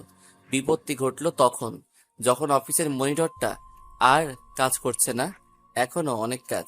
মেঘা এখানকার পিয়নকে ডেকে কথাটা বলতেই তিনি ম্যানেজারকে জানালেন বিষয়টা। ম্যানেজার গম্ভীরভাবে বলল, আই এম সরি, এটা যে রিপেয়ার করার কথা ছিল তা হয়তো লক্ষ্য করিনি, এর জন্য হয়তো এই হাল। কিন্তু স্যার, আমি তো কাজ করব, আমার অনেকটা কাজ এখনো পড়ে আছে। আপনি আমার সাথে চলুন। কি ব্যাপার ম্যানেজার সাহেব, আপনি হুট করে এখানে? স্যার, ওনার মনিটরটা হুট করে নষ্ট হয়ে গেছে, আর আপনার কেবিনে ছাড়া তো অন্য কোনো এক্সট্রা মনিটর নেই, তাই আমি বাধ্য হয়ে এক প্রকার নিয়ে আসলাম। কাব্য বিরক্ত হলেও কিছুই বলল না। ম্যানেজার সাহেব মেঘাকে বসিয়ে দিয়ে চলে গেছেন। এই রাক্ষসপুরীতে বসে স্বয়ং রাক্ষস রাজের সাথে বসে কাজ করছি। কত যে বিরক্তিকর পরিস্থিতি তা কোনো ভাষার দ্বারা ব্যাখ্যা করা সম্ভব না। অসম্ভব ব্যাপার স্যাপার সব। কিন্তু এক বিষয়ে খুব ভালো লাগছে, ওই ছেলেটার চেয়ে রাক্ষস রাজ বেটার। মনে মনে ভাবছে মেঘা। মেঘা নিজের মতো কাজ করে যাচ্ছে। সময় খুব কম, কাজ খুব বেশি। কাব্য স্যার নিজের মতো কাজ করছে। কিবোর্ড চাপার শব্দ ছাড়া আর কোনো শব্দ ধ্বনিত হচ্ছে না। ক্যাফেটেরিয়ায় পাশাপাশি বসে আছে আকাশ আর নেহা। তাদের মাথায় একটা লক্ষ্য, কাব্য মেঘাকে এক করা। এত ভাবনা চিন্তা পরীক্ষার সময়ও করে না যতটা এখন বসে করছে। এই, তোর মাথায় কোনো আইডিয়া আসলো? নেহা, এটা তোমার ভাষা, আমায় তুই কেন বলছো? যতদিন না তুই আমাদের ফ্যামিলিতে বলতে পারবি ততদিন আমি তোকে তুই বলবো। বাড়াবাড়ি হয়ে যাচ্ছে কিন্তু নেহা। বাড়াবাড়ির তুই দেখেছিস কি? এখন দেখাবো। ওরে বাবা, এখন আমাদের ঝগড়া না, এক থাকতে হবে। আমরা যদি আমার আপু তোমার ভাইয়ার মতো ঝগড়া করি তাহলে কি চলবে? হ্যাঁ, তা ঠিক বলছো, কিন্তু আমি তুই বলবো ফাইনাল। আচ্ছা, আমরা তো ওদের দুজনে অফিসে পাঠিয়ে দিলাম, কিন্তু ওরা কি এক হবে নাকি? বুঝতে পারছি না, কিন্তু এটা বলতে পারি আমার ভাইয়া কোনো মেয়ের দিকে তাকানো তো দূরে, তাকে পাত্তা দিবে না। এই, তুমি কি বলতে চাও? আমার বোন ছেঁচড়া তোমার ভাইয়ের গলায় ঝুলে যাবে? আজব তো, আমি তা বলেছি নাকি? কি বলতে চাচ্ছ সেটাও তো ক্লিয়ার করে বলছো না। আচ্ছা, আমার ভাই যদি কিছুই না করে, তোমার বোনও যদি কিছুই না করে, তবে কেমনে কি? নেহার কথায় আকাশ নেহা দুজনে কপালে হাত দিয়ে বসে রইল। কাজ করতে করতে বড্ড ক্ষুধা লাগছে মেঘার, তাই ব্যাগ থেকে চকলেট বের করলো। চকলেটটা মুখে পুরে দিতেই সামনের দিকে তাকাতেই দেখলো কাব্য মেঘার দিকে ভ্রু কুচকে তাকিয়ে আছে। কোনো মতে চকলেটটা গলাধকৃত করে বলল, আপনারও চাই নাকি? আমি বাচ্চা না, এসব আমি লাইক করি না। আচ্ছা, এইসব শুধু বাচ্চাদের খাবার কোন বইয়ে লেখা আছে একটু শুনি। স্টুপিড তোমাকেই বলবে। আপনি আমার কথার উত্তর দিতে পারবেন না সেটা বলুন। আমি কি তোমার সাথে কথা বলতে চেয়েছি? অদ্ভুত কথা বলতে বলেছে কে আপনাকে? I know I am cute, dashing, handsome, good looking person, তাই তোমার গায়ে পড়ে কথা বলতে ইচ্ছে হয়, তাই তো? কে বলেছে আপনি কিউট হ্যান ত্যান? আপনি তো পুরাই রাক্ষস। আপনার সাথে কথা বলতে যাব, তাও আমি? হোয়াট? এখন আমি কথা বলতে চাচ্ছি না। Don't disturb me. রাবিশ। অফিসের ক্লান্তিকর দিন শেষ করে বাসায় যাওয়ার পালা। মেঘা দাঁড়িয়ে আছে সিএনজি বা রিক্সার জন্য। হুট করে সেই অফিসের বিরক্তিভাজন লোকটা দাঁত কেলিয়ে মেঘার সামনে এসে দাঁড়ালো। মহা বিপত্তি বাঁধলো। হাই মিস, আমি তো আসিফ, তুমি তো মেঘা। এমন ভাবে তুমি বলছে জানি আমি ওর কলেজের ফ্রেন্ড। হাসি মুখে মাথা নেড়ে হ্যাঁ সূচক উত্তর দিল মেঘা। অফ, কেমন আছো তুমি? তুই গেলে আমি অনেক ভালো থাকবো। বিরক্ত হলেও আবার হাসি মুখে উত্তর দিল, জি ভালো। বাসার সবাই কেমন আছে? এমন ভাবে জিজ্ঞেস করছে বাসার সবাই কেমন আছে, জানি তুই আমার বাসায় সবার জন্য ত্রাণ পাঠাবি নাকি ডোনাল্ড ট্রাম্পকে পাঠিয়ে দিবি। হ্যাঁ ভালোই আছি। বিরক্তিকর ভাবে লোকটা কথা বলে যাচ্ছে। মেঘা পড়েছে মহা বিপদে। এই লোকটার ভাবসাব ভালো লাগছে না। এইদিকে কোনো রিক্সা সিএনজির উদ্দেশ্য পাচ্ছে না। মনে হচ্ছে শহরের সব অটো রিক্সা সিএনজির বাপ মারা গেছে, তার 40-এই সবাই চলে গেছে। গেট দিয়ে কাব্যর গাড়িটা বের হলো। ঠিক মেঘার পাশে এসে গাড়িটা থামায়। কাব্য গাড়ির দরজা খুলে দিয়ে হর্ন বাজাতে লাগলো। উফ, এই লোকটা কি ভালোভাবে বলতে পারে না আমি লিফট দিচ্ছি চলে আসো। এই মুহূর্তে এই লোকটার থেকে কাব্য বেটার অপশন। চারিদিকে অন্ধকার ঘনিয়ে আসছে। বিপদ আপদ কখন হবে, আর একা একটা মেয়ের জন্য বিপদ বলে কয়ে আসে না। মেঘা চট করে লোকটাকে পাশ কাটিয়ে কাব্যর গাড়িতে উঠে পড়ল। কাব্য নিজের মতো গাড়ি চালিয়ে যাচ্ছে। মেঘার দিকে তার কোনো ভ্রুক্ষেপ নেই বললেই চলে। উফ, সিটে গায়ে এলিয়ে দিলাম। সারাদিনের ক্লান্তিতে চোখটি লেগে আসতেই ঘুমিয়ে পড়লাম। ফোনটা হচ্ছে সব ঝামেলার মাথা। মেঘা ঘুমের রাজ্য রানী হয়ে ঘুরে বেড়াচ্ছিল, আর তখনই তাতে বাধা হয়ে উত্তেজিত হয়ে ডেকে চলেছে মেঘার ফোনটা। চোখ মেলে ফোনটাই তুলতে, এই আপু, তুই কই? কেন? বাসায় যাচ্ছি। রাত 7টা বেজে গেছে আর তুই কেবল বলছিস আমি বাসায় যাচ্ছি। আকাশের কথায় মেঘার মাথায় আকাশ ভেঙে পড়ল। ফোন রেখে চারপাশ তাকিয়ে দেখল মেঘা ঘুমানোর আগে যেখানে ছিল সেখানে আছে, আর কাব্য ড্রাইভিং সিটে চুপচাপ বসে আছে। এইদিকে আকাশ মনে হয় ফোন থেকে পারলে বেরিয়ে আসবে। তুই ফোন রাখ, জ্যামে আটকে আছি, আসছি। স্যার, আমরা কোথায়? যেখানে ছিলাম সেখানে আছি। কিন্তু কেন?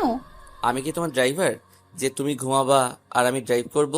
স্যার, এটা আগে বলতে পারতেন। এটা ঘুমানোর আগে ভাবা উচিত ছিল। ওকে স্যার, আমি ঘুমাবো না। প্লিজ এখন গাড়িটা স্টার্ট করেন। কাব্য হালকা হেসে গাড়ি চালাতে লাগলো। তখনই মেঘা, আমি তোকে আগেই বলেছিলাম রাতে করে তুই বাইরে থাকবি না। কে শুনে আমার কথা? এ বাড়িতে চলে আমার কথা?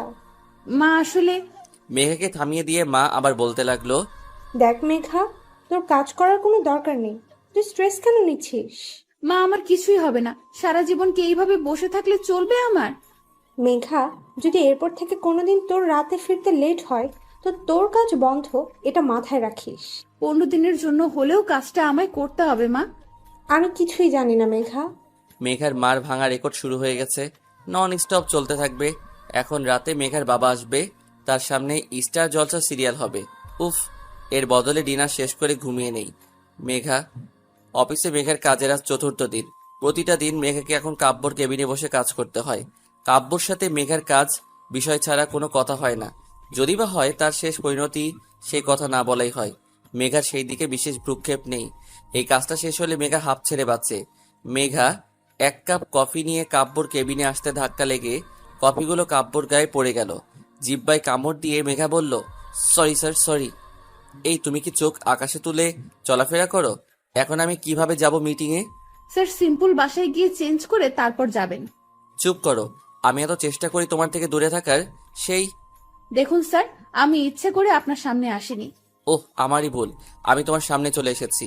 এটাই হয়তো স্যার। তোমার কথা আমার জাস্ট অসহ্য লাগছে, জাস্ট অসহ্য। সহ্য করতে কে বলেছে? আই উইশ তোমার মুখটা জানি আমার আর না দেখতে হয়। এই শরত, আমি বের হব বলে কাব্য চলে গেল। আজ কাব্য নিজের কাজের জন্য অফিসের বাহিরে গেছে। উফ, পুরা ক্যাবিন মেঘার ভাবতে লুঙ্গি ড্যান্স করতে ইচ্ছে হচ্ছে ওর।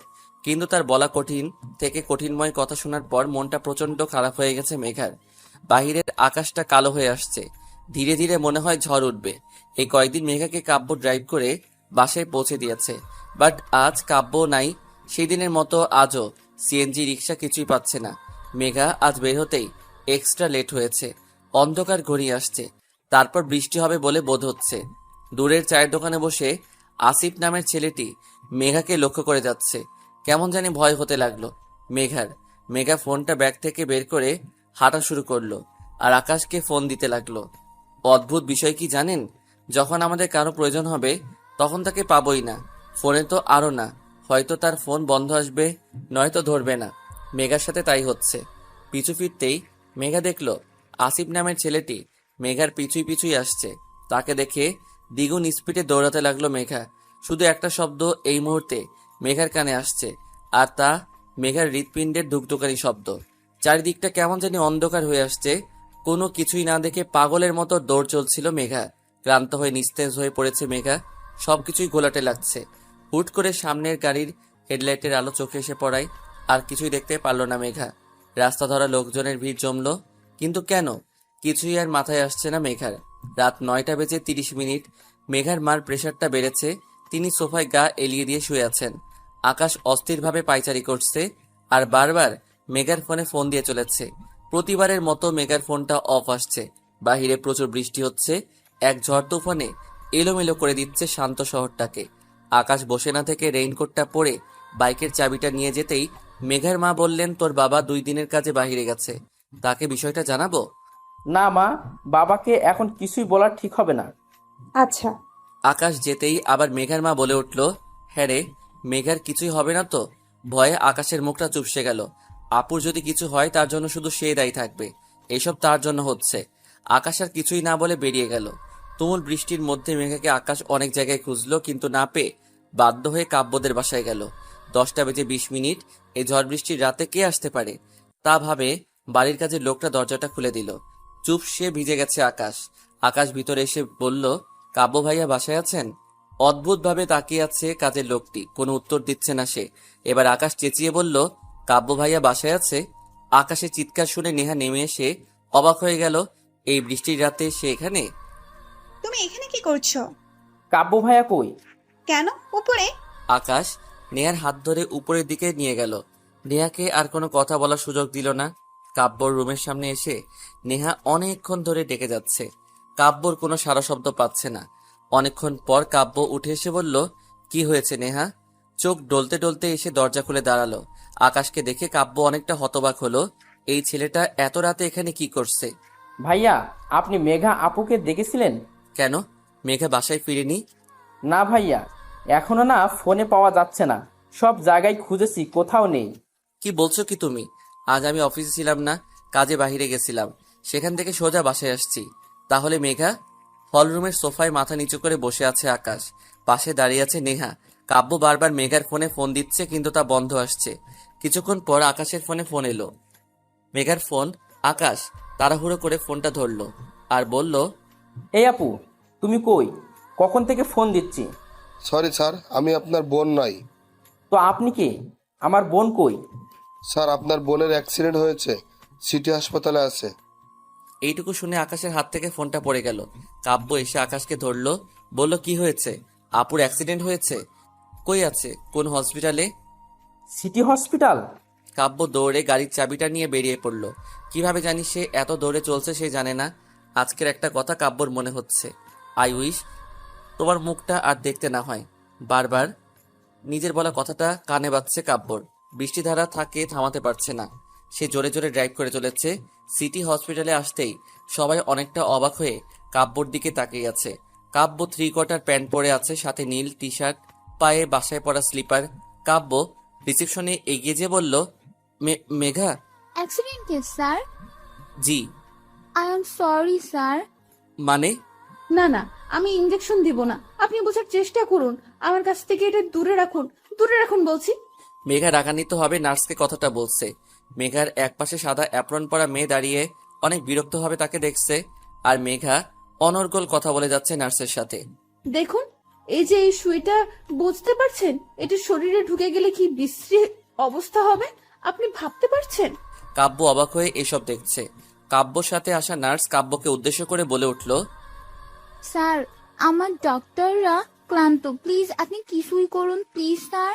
কাব্য ঘাড় কাত করে হ্যাঁ সূচক উত্তর দিল আর নার্সটা চলে গেল। কাব্য কেবিনে ঢুকতেই মেঘা বলল, স্যার দেখুন না প্লিজ, আমার ইঞ্জেকশনটা লাগাতে বারণ করুন প্লিজ, আমার রিকোয়েস্ট, এটা শুনছে না। মেঘা তোমার মাথায় দেখো কতটা লেগেছে, এটা তোমায় নিতে হবে, বাচ্চাদের মতো করো না। নো, আমি নিব না, একদম ক্লিয়ার। মেঘা তুমি কি বাচ্চা যে এত ছোট ইঞ্জেকশন তোমার অনেক বড় ক্ষতি হয়ে যাবে?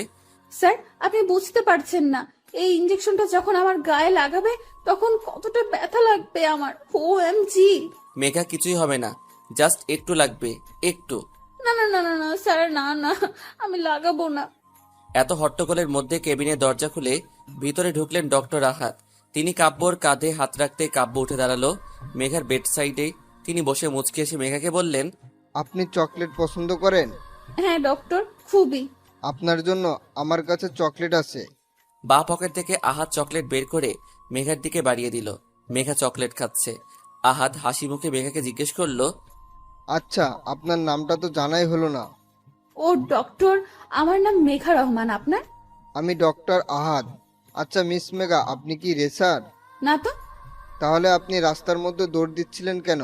যদি আমি ব্রেক না করতাম তখন আপনার কিছুই হলে তখন? আসলে ডক্টর, এই লোকটা আমার পিছু নিয়েছিল, আমি একটুতেই ঘাবড়ে যাই। আমার ছোট থেকে প্রবলেম, ভয় পেলে হুটহাট কিছুই করে বসি। আচ্ছা, আপনার পিছনে কোন লোকটা পড়েছিল? আসলে ডক্টর, আপনি চিনবেন না ওকে। গল্পের মাঝে আহাদের ইশারায় নার্স ইঞ্জেকশন লাগিয়ে দিল। কিছুক্ষণের ব্যবধানে আকাশ এসে উপস্থিত। আকাশ এসে অবাক হয়ে দেখলো মেঘাকে নার্স ইঞ্জেকশন লাগাচ্ছে, আর মেঘা হাসি মুখে বসে আছে। দরজা ঠেলে ভিতরে এসেই বলল, আপু তোর ব্যথা লাগলো না?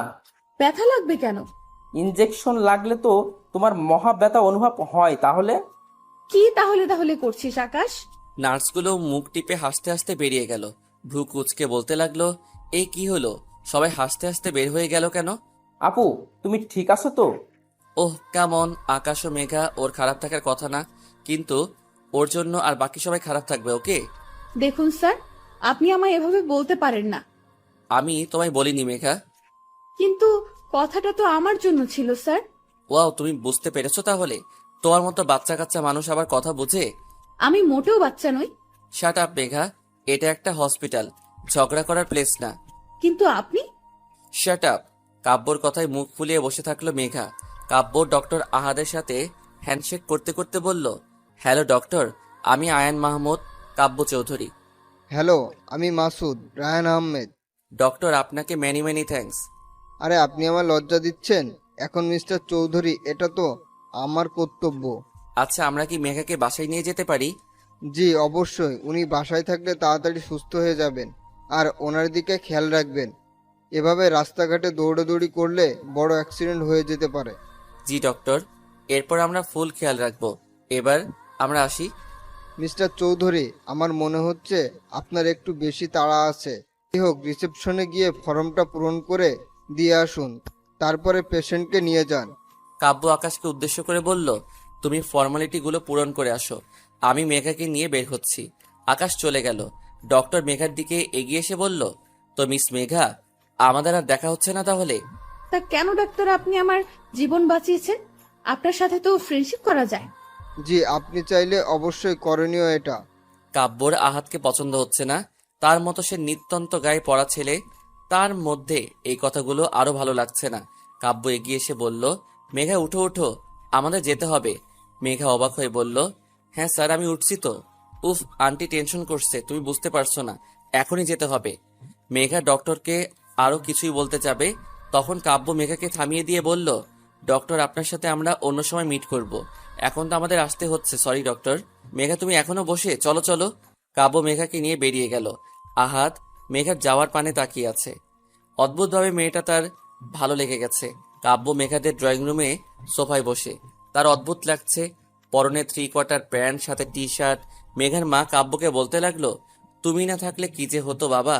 মেঘা তার মাকে বাধা দিয়ে বলল, স্যার কিছুই করেননি, সব তো করেছেন ডক্টর আহাদ, উনি তো। মেঘাকে কাব্য থামিয়ে দিয়ে বলল, আন্টি আপনি টেনশন করবেন না, কাল থেকে আমার ড্রাইভার মেঘাকে ড্রপ করে নিয়ে যাবে আসবে। কাব্য, তুমি যে কথাটা শুনিয়ে কতটা শান্তি দিলে আমায়, তা বলার মতো না। দেখো কখন থেকে কথা বলে যাচ্ছি, আমি তোমার জন্য চা নিয়ে আসি। আন্টি, আপনি ব্যস্ত হবেন না, এত রাতে আর কিছুই করতে হবে না আপনাকে। আমি অন্যদিন এসে আপনার হাতের চা খেয়ে যাব। আর এখন আপনি একটু রেস্ট নিন, আমি উঠি। কাব্য চলে গেল। কাব্যর খুব বিরক্ত লাগছে। সে কোনোভাবে ডক্টর আহাদকে সহ্য করে উঠতে পারছে না। তাকে সহ্য না করার কোনো কারণও খুঁজে পাচ্ছে না। এই বিষয় নিয়ে সে বেশ চিন্তিত। তখনই মা, তোমার কি দরকার ছিল বলো তো কাব্য স্যারকে বলার আমি তার গাড়িতে যাব? মেঘা, তুই বেশি বুঝিস না। কাব্য যা বলছে তোর ভালোর জন্য বলছে। মা, সে আমায় ভালো বোঝার কে? আকাশ আছে না, ও আমায় অফিসে দিয়ে আসবে, নিয়ে আসবে। অন্য কারো সাহায্য আমি কেন নেব? দেখ মেঘা, তুই এভাবে যেতে পারলে যা, না হলে তোর কাজ করার কোনো দরকার নেই, বাসায় থাক। মা, আমার কথা আমি বলে দিয়েছি, এখন তোর যেতে হলে যা, থাকতে হলে থাক। মাকে বোঝানো অসম্ভব। মা একবার যেটা বুঝেছেন সেটা তিনি করবেন। তাকে বলে কোনো লাভ হবে? শুধু শুধু বৃথা চেষ্টা। মেঘা বাধ্য হয়ে কাব্যর পাঠানো গাড়ি করে অফিসে আসলো। অফিসে ঢুকতে একটা গন্ডগোল হচ্ছে তা বেশ আন্দাজ করতে পারলো মেঘা। কাব্য আজ কালো কোট প্যান্ট পরেছেন, তার স্ট্রেট করা চুল, হাতে হোয়াইট চেইনের ঘড়ি। কাব্যর এইরকম মার্কা ফেসে ওর আগের আবির্ভাব বেশ পরিলক্ষিত। আরে রে, এই লোকটা বোধহয় না রেগে থাকতে পারে না। রাগ ওনার ফেভারিট মুড। কি হচ্ছে জানার জন্য এগিয়ে আসলো মেঘা। মেঘা চমকে উঠল। ওই আসিফ নামের ছেলেটি মাথা নিচু করে দাঁড়িয়ে আছে। মেঘা তো কাব্যকে কিছুই বলেনি, তাহলে তিনি কি অন্য কিছু নিয়ে কথা বলছেন ছেলেটার সাথে? এই যে মেঘা। কাব্য মেঘাকে ডাক দিলেন। মেঘা তার দিকে এগিয়ে আসতে বলল, জুতা খুলো মেঘা। কেন? জুতা কেন খুলতে যাব স্যার? আমি বলেছি তাই খুলবা, এত প্রশ্ন করছো কেন? এই লোকটা কোনো কথা ঠিকঠাক বলতে পারে না। ঘুরিয়ে পিছিয়ে জিলিপির প্যাচ করতে হবে। আমার তো মনে হয় জিলিপির প্যাচ উনি আবিষ্কার করেছে। মেঘা, তোমার ভাবনা চিন্তা শেষ হয়েছে? জি জি স্যার। মেঘা মনে মনে ভাবছে, তাও টের পেয়ে যাচ্ছে না। জুতাটা খুলে নেই। জুতাটা খুলে হাতে ধরতেই কাব্য আবার বলে উঠল, যাও মেঘা মারো। মেঘা হা হয়ে কাব্যর দিকে তাকালো। কাব্য কি বলতে চাচ্ছে? মেঘা এখন এই জুতা দিয়ে ওই লোকটাকে মারবে? আরে জ্বালা, আমি তো জীবনে একটা মশাকে মারিনি। মশারও তো ফ্যামিলি আছে। এর কথা ভেবে আর উনি বলছেন আমি ওই ছেলেটাকে মারবো? মনে মনে ভাবছে মেঘা। কি হলো মেঘা, তুমি দাঁড়িয়ে আছো কেন? আমার কথা কি তোমার কানে যাচ্ছে না? মেঘা ঢোক গিলে এগিয়ে গেল, কারণ মেঘা যদি না যায় কাব্য এখন ফায়ারফক্সের মতো ফায়ারিং করবে। মেঘা জুতা হাতে কাঁচুমাচু হয়ে দাঁড়িয়ে আছে। এখন কি আমি এই লোকটাকে জুতা দিয়ে চড় মারবো? সাংঘাতিক ব্যাপার সেপার। হুট করে কাব্য মেঘার ঠিক আমার পিছনে দাঁড়িয়ে পড়ল। আর মেঘা তার দিকে তাকাতেই কাব্য মেঘার হাত ধরে আসিফ নামের ছেলেটাকে পটাশ পটাশ করে সশব্দে দুইটা চড় বসিয়ে দিল। কাব্য মেঘার হাত ছেড়ে দিতেই মেঘা সরে দাঁড়ালো। আসিফ কিছুই বলতে যাবে, তখনই তাকে দারোয়ান দিয়ে গলা ধকরণ করে বের করে দেওয়া হলো। কাব্য সবার দিকে তাকিয়ে বলল, ড্রামা শেষ, এখন যে যার কাজে যাও। কাব্য নিজের ক্যাবিনে গেল। মেঘা তার পিছু পিছুই গেল। কাব্য খুব শান্ত হয়ে বসে ল্যাপটপ টিপছে। মেঘা ভাবছে, কি মানুষ রে বাবা, কিছুক্ষণ আগে মহাভারত সিরিয়ালের মতো যুদ্ধক্ষেত্র রূপ কর্মকাণ্ড শেষ করে চুপচাপ বসে আছেন। ভাবা যায় এসব? নিজের জায়গায় বসে আছে কিন্তু ঠিক শান্তি পাচ্ছে না। আসলে কিভাবে কি হলো না শুনে কিছুতেই শান্তি হচ্ছে না মেঘার। স্যার, আপনি কিভাবে বুঝলেন ওই আসিফ ছেলেটি আমার সাথে নোংরা কিছুই করতে চেয়েছে? আমি তোমার মতো বাচ্চা না মেঘা। স্যার, আমিও বাচ্চা না। আর বাচ্চা হলে কি এত বড় প্রজেক্ট হ্যান্ডেল করতে পারতাম বলুন? ও আচ্ছা, এত বড় প্রজেক্ট হ্যান্ডেল যখন করছো তখন নিজে বুঝে নাও। কি নিজে বুঝে নাও? প্লিজ স্যার, আপনি বলুন না কিভাবে বুঝলেন? মিস মেঘা রহমান, আমি তোমার মতো কাঁচা মাথা নিয়ে বিজনেস করি না। তুমি হয়তো জানো না বা চোখ খুলে চলাফেরা করো না, তাহলে আমার অফিসের সামনে লাগানো সিসি ক্যামেরাটা দেখতে পেতে। ও, আমি তো দেখিনি। প্রয়োজনের জিনিস তোমার চোখে পড়বে না, কিন্তু অপ্রয়োজনের জিনিস ঠিকই চোখে পড়বে। আসিফ না টাসিফ, ও তো অনেকদিন ধরে কাজ করে আসছে স্যার। তাহলে ওর কেন মনে নেই? আসলে অপরাধী যখন অপরাধ করে তখন কোনো না কোনো ভুল অবশ্যই করে, যা আসিফকে দেখলে স্পষ্ট বোঝা যায়। ইস, ডক্টর আহাদ আমায় না বাঁচালে আজ আমার খবর দৈনিক সমাচারে বড় বড় হেডলাইনে লেখা হতো। কত ভালো মানুষ তিনি। মেঘার কথায় কাব্য তেলে বেগুনে জ্বলে উঠছে, কিন্তু প্রকাশ্যে কিছুই না বলে ধমক দিয়ে থামিয়ে দিল মেঘাকে। মেঘা কাজ করছে, হুট করে তার ফোনটা বেজে উঠল। সে ফোনটা রিসিভ করে অপরপক্ষ কি যে বলল তা শুনে সে উত্তর দিল, আমি আসছি। মেঘা কাব্যর দিকে তাকাতেই দেখল তার ফোন কলে সে চরম বিরক্ত। মেঘা কাব্যর দিকে তাকিয়ে হাসার চেষ্টা করলো। আর বলল, স্যার আমি একটু ক্যান্টিন থেকে আসছি। ক্যাফেটেরিয়াতে মেঘা আর ডক্টর আহাদ পাশাপাশি বসে আছে। বেশ হাসি উজ্জ্বল চেহারা ডক্টর আহাদের। তো মিস মেঘা, আপনি এখন কেমন আছেন? আমি তো ভালো আছি। আপনি হুট করে আমার অফিসে? এদিক দিয়ে যাচ্ছিলাম তো ভাবলাম একবার আপনার খোঁজ নিয়ে যাই। ও আচ্ছা। তো কি চলছে, সব ঠিকঠাক তো? ডক্টর আহাদের কথায় পিছন থেকে কাব্য উত্তর দিল, আরে ডক্টর আপনি? কাব্য মেঘার কাছে এসে কাব্য একটা চেয়ার টেনে মেঘার সাইডে বসলো। কাব্যকে এখানে অনাকাঙ্ক্ষিতভাবে দেখে মেঘা আহাদ দুজনে অনেকটা শকড, কিন্তু কাব্য খুবই নর্মাল বিহেভ করছে। মিস্টার চৌধুরী, আপনি এখানে? আরে ডক্টর, মেঘা আপনাকে বলেনি আমি ওর বস? আসলে আমি সেটা বলিনি, বলছি আপনি হুট করেই ক্যান্টিনে? ওহ ডক্টর, এটা লাঞ্চ টাইম, সেই জন্য আসলাম। প্রচন্ড রকম ক্ষুধা লেগেছে, আমরা কিছু অর্ডার করি? স্যার আমার জন্য চকলেট কেক অবশ্য করবেন। ওকে মেঘা। ডক্টর আহাদ আপনার জন্য স্পেশাল কিছু? ডক্টর আহাদের অনেক বিরক্ত লাগছে। তিনি মেঘার আর তার মাঝে তৃতীয় ব্যক্তিকে এই মুহূর্তে পছন্দ করছেন না, কিন্তু মিস্টার চৌধুরী যে কোথা থেকে উড়ে এসে জুড়ে বসলেন তা নিয়ে বেশ চিন্তিত দেখা যাচ্ছে তাকে। মেঘা কেকটা কেমন? কাব্যর কথায় ডক্টর আহাদ ড্যাব ড্যাব চোখে মেঘার দিকে তাকালো। মেঘার তেমন ভাবান্তর হলো না, সে বেশ খেতে খেতে উত্তর দিল, অনেক tasty sir, let me taste. Kavya মেঘার কেকটা থেকে এক বাইট নিতেই ডক্টর আহাদ অনেকটা হতবাক হয়ে গেল। এসব কি করছেন মিস্টার চৌধুরী? তিনি কি বোঝাতে চাচ্ছেন আমায়? না, মেঘার ব্যাপারটা নিয়ে ফার্স্ট ভাবতে হবে দেখছি। মিস্টার আহাদ কিছুই বলছে না। কাব্য মেঘার সাথে অহেতুক কথা বলছে, যারা কোনো মানে কাব্য নিজে খুঁজে পাচ্ছে না। খাবার শেষ করে কাব্য আবার মেঘাকে বলল, মেঘা চলো, আমাদের এখন মিটিংয়ে যেতে হবে। স্যার আমার আবার কিসের মিটিং? আরে মেঘা, তুমি বারবার ভুলে যাও, এটা কি হয় নাকি?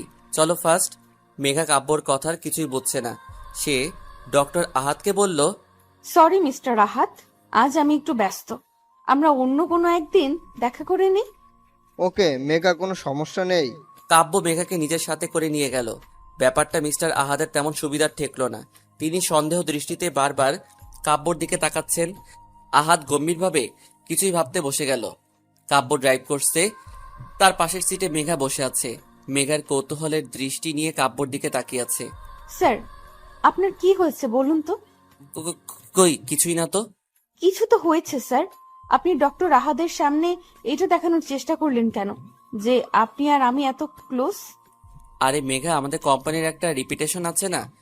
এভাবেই সবাই যদি ভাবে আমাদের কোম্পানির এমপ্লয়ীদের সাথে খারাপ ব্যবহার করি, তাহলে মার্কেটে আমাদের বদনাম হবে। কিন্তু স্যার আপনি আমায় মিটিংয়ে কেন নিয়ে যাচ্ছেন? আমার তো কোনো কাজ নেই। চুপ করে বসে থাকো মেঘা, এত কথা বলো না, আমার ড্রাইভ করতে প্রবলেম হচ্ছে। মেঘা চুপ করে গেল, কিন্তু কাব্য নিজে বুঝতে পারছে না সে কেন বা এমন বিহেভিয়ার করছে। কি হয়েছে? তার রেস্টুরেন্টে বসে আছে কাব্য, মেঘা, আর তাদের সামনে বসে আছেন তাদের ক্লায়েন্ট মিস্টার তাসকিন শরীফ। কাব্য আর মিস্টার শরীফ তাদের মিটিংয়ের বিভিন্ন প্রয়োজনীয় কথাবার্তা বলছে। মেঘা মনোযোগ দিয়ে তা শুনছে। যদিও তার ইচ্ছে করছে এখান থেকে দৌড়ে পালাতে, কিন্তু তার হচ্ছে কই। 3টায় মিটিং শেষ হলো। মিস্টার শরীফ মেঘার সাথে হ্যান্ডশেক করার জন্য তার দিকে হাত বাড়িয়ে দিল। মেঘা তো হাসি মুখে হাত মিলাতে যাবে, তখন কাব্য ঠ্যাস করে হাত মিলিয়ে নিয়ে বলল, আপনার সাথে কাজ করে আমাদের নিশ্চয়ই অনেক ভালো লাগবে। এখন তাহলে আসি মিস্টার শরীফ, চলো মেঘা চলো। কাব্যর এমন অদ্ভুত বিহেভিয়ার মিস্টার শরীফ আর মেঘা দুজনেই হতবাক। কি হয়েছে তা জানতে হবে মেঘার। রোড সাইডে গাড়ি দাঁড় করিয়ে মেঘা চুরিওয়ালার কাছ থেকে চুরি কিনছে আর এক এক টাকার জন্য দাম কষাকষি করছে। কাব্য গাড়িতে হেলান দিয়ে 2 হাত পকেটে রেখে দেখে চলেছে মেঘাকে। মেঘা ছাড়া আর কোনো কিছুই তার চোখে পড়ছে না। মেঘার চুলগুলো হালকা বাতাসে উঠছে, কোমরে হাত দিয়ে সে দোকানের সাথে দাম কষাকষি করছে। কাব্য ভাবতে লাগলো, প্রথম দিন তোমার ভয়েস শুনে তোমার প্রতি মুগ্ধ হয়ে গেছিলাম। আমি তখন ভেবেছিলাম এমন ভয়েস আর কারো হতে পারে না, কারো না। তোমায় যেদিন দেখতে গেলাম, বিশ্বাস করো তোমার প্রতি আকর্ষণটা আরো বেড়ে গেছিল। তোমায় গাঢ় নীল রঙের শাড়িতে দেখে তোমার কাছের চুড়িগুলো ঝনঝন শব্দ করে বড্ড জ্বালাচ্ছিল আমায়। কিন্তু নিয়তি হয়তো আমাদের নিয়ে অন্য কিছুই লিখেছিল, তাই তো তুমি আমার হলে না। হয়ে গেল তোমার সাথে আমার এক মহাযুদ্ধ কাহিনী। সেদিন তোমার মুখে ওই হাড়ের ডক্টর আহাদের নামে এত গল্প শুনে আমার ইচ্ছা করছিল হাড় ডাক্তারকে খুন করি। পরে বুঝলাম আমি তার প্রতি জেলাস, আর আসিফকে আমার খুন করতে ইচ্ছে হয়েছিল। ওর এত সাহস তোমার দিকে চোখ তুলে তাকায়। এইসব থেকে হিসাব করে বুঝলাম আমি তোমায় ভালোবাসি। কি আই লাভ ইউ মেঘা। কাব্য হাসি নিয়ে মেঘার দিকে তাকিয়ে হতাশ হয়ে গেল। এই বাচ্চাকে এখন কিভাবে বোঝাবে সে? 1 ডজন চুরির জন্য কিভাবে ঝগড়া করছে, আল্লাহ, এই পিচিটাকে আমার ভালোবাসতে হলো। কাব্য মেঘার কাছে এগিয়ে গিয়ে চুরিওয়ালার পুরা ঝুড়িটা তুলে মেঘার হাতে দিল। চুরির দামের দ্বিগুণ টাকা চুরিওয়ালাকে দিল। খুশিতে গদগদ হয়ে চুরিওয়ালা চলে গেল। মেঘা ড্যাব ড্যাব চোখে কাব্যর দিকে তাকিয়ে আছে। তখনই, স্যার এতগুলো চুরির আমি কি করব? রাখতে হলে রাখো, না হয় ফেলে দাও। স্যার আপনি কি পাগল নাকি? এতগুলো টাকা দিয়ে কিনে ফেলে দিব? তাহলে রাখো নিজের কাছে। স্যার আপনি আমায় এত চুরি কিনে দিচ্ছেনই বা কেন? তুমি না আমার কাছে 20 টাকা পাও? পাই তো।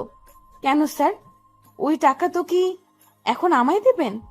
না, এখন তুমি আমায় চুরির টাকা দিবা মিস মেঘা। কি? আমি কি আপনার কাছে 3000 টাকার চুরি কিনে চেয়েছি? আমি আপনার চুরি নিবই না, বুঝলেন? নামো। কাব্য গাড়ি থামিয়ে মেঘাকে নামতে বলল। মেঘা অবাক হয়ে কাব্যর দিকে তাকালো আর বলল, কেন? চুরি ঝুড়িটা নাও আর নামো গাড়ি থেকে। মেঘা অবাক হয়ে ঝুড়িটা নিয়ে নামলো আর কাব্যর দিকে হা করে তাকিয়ে আছে।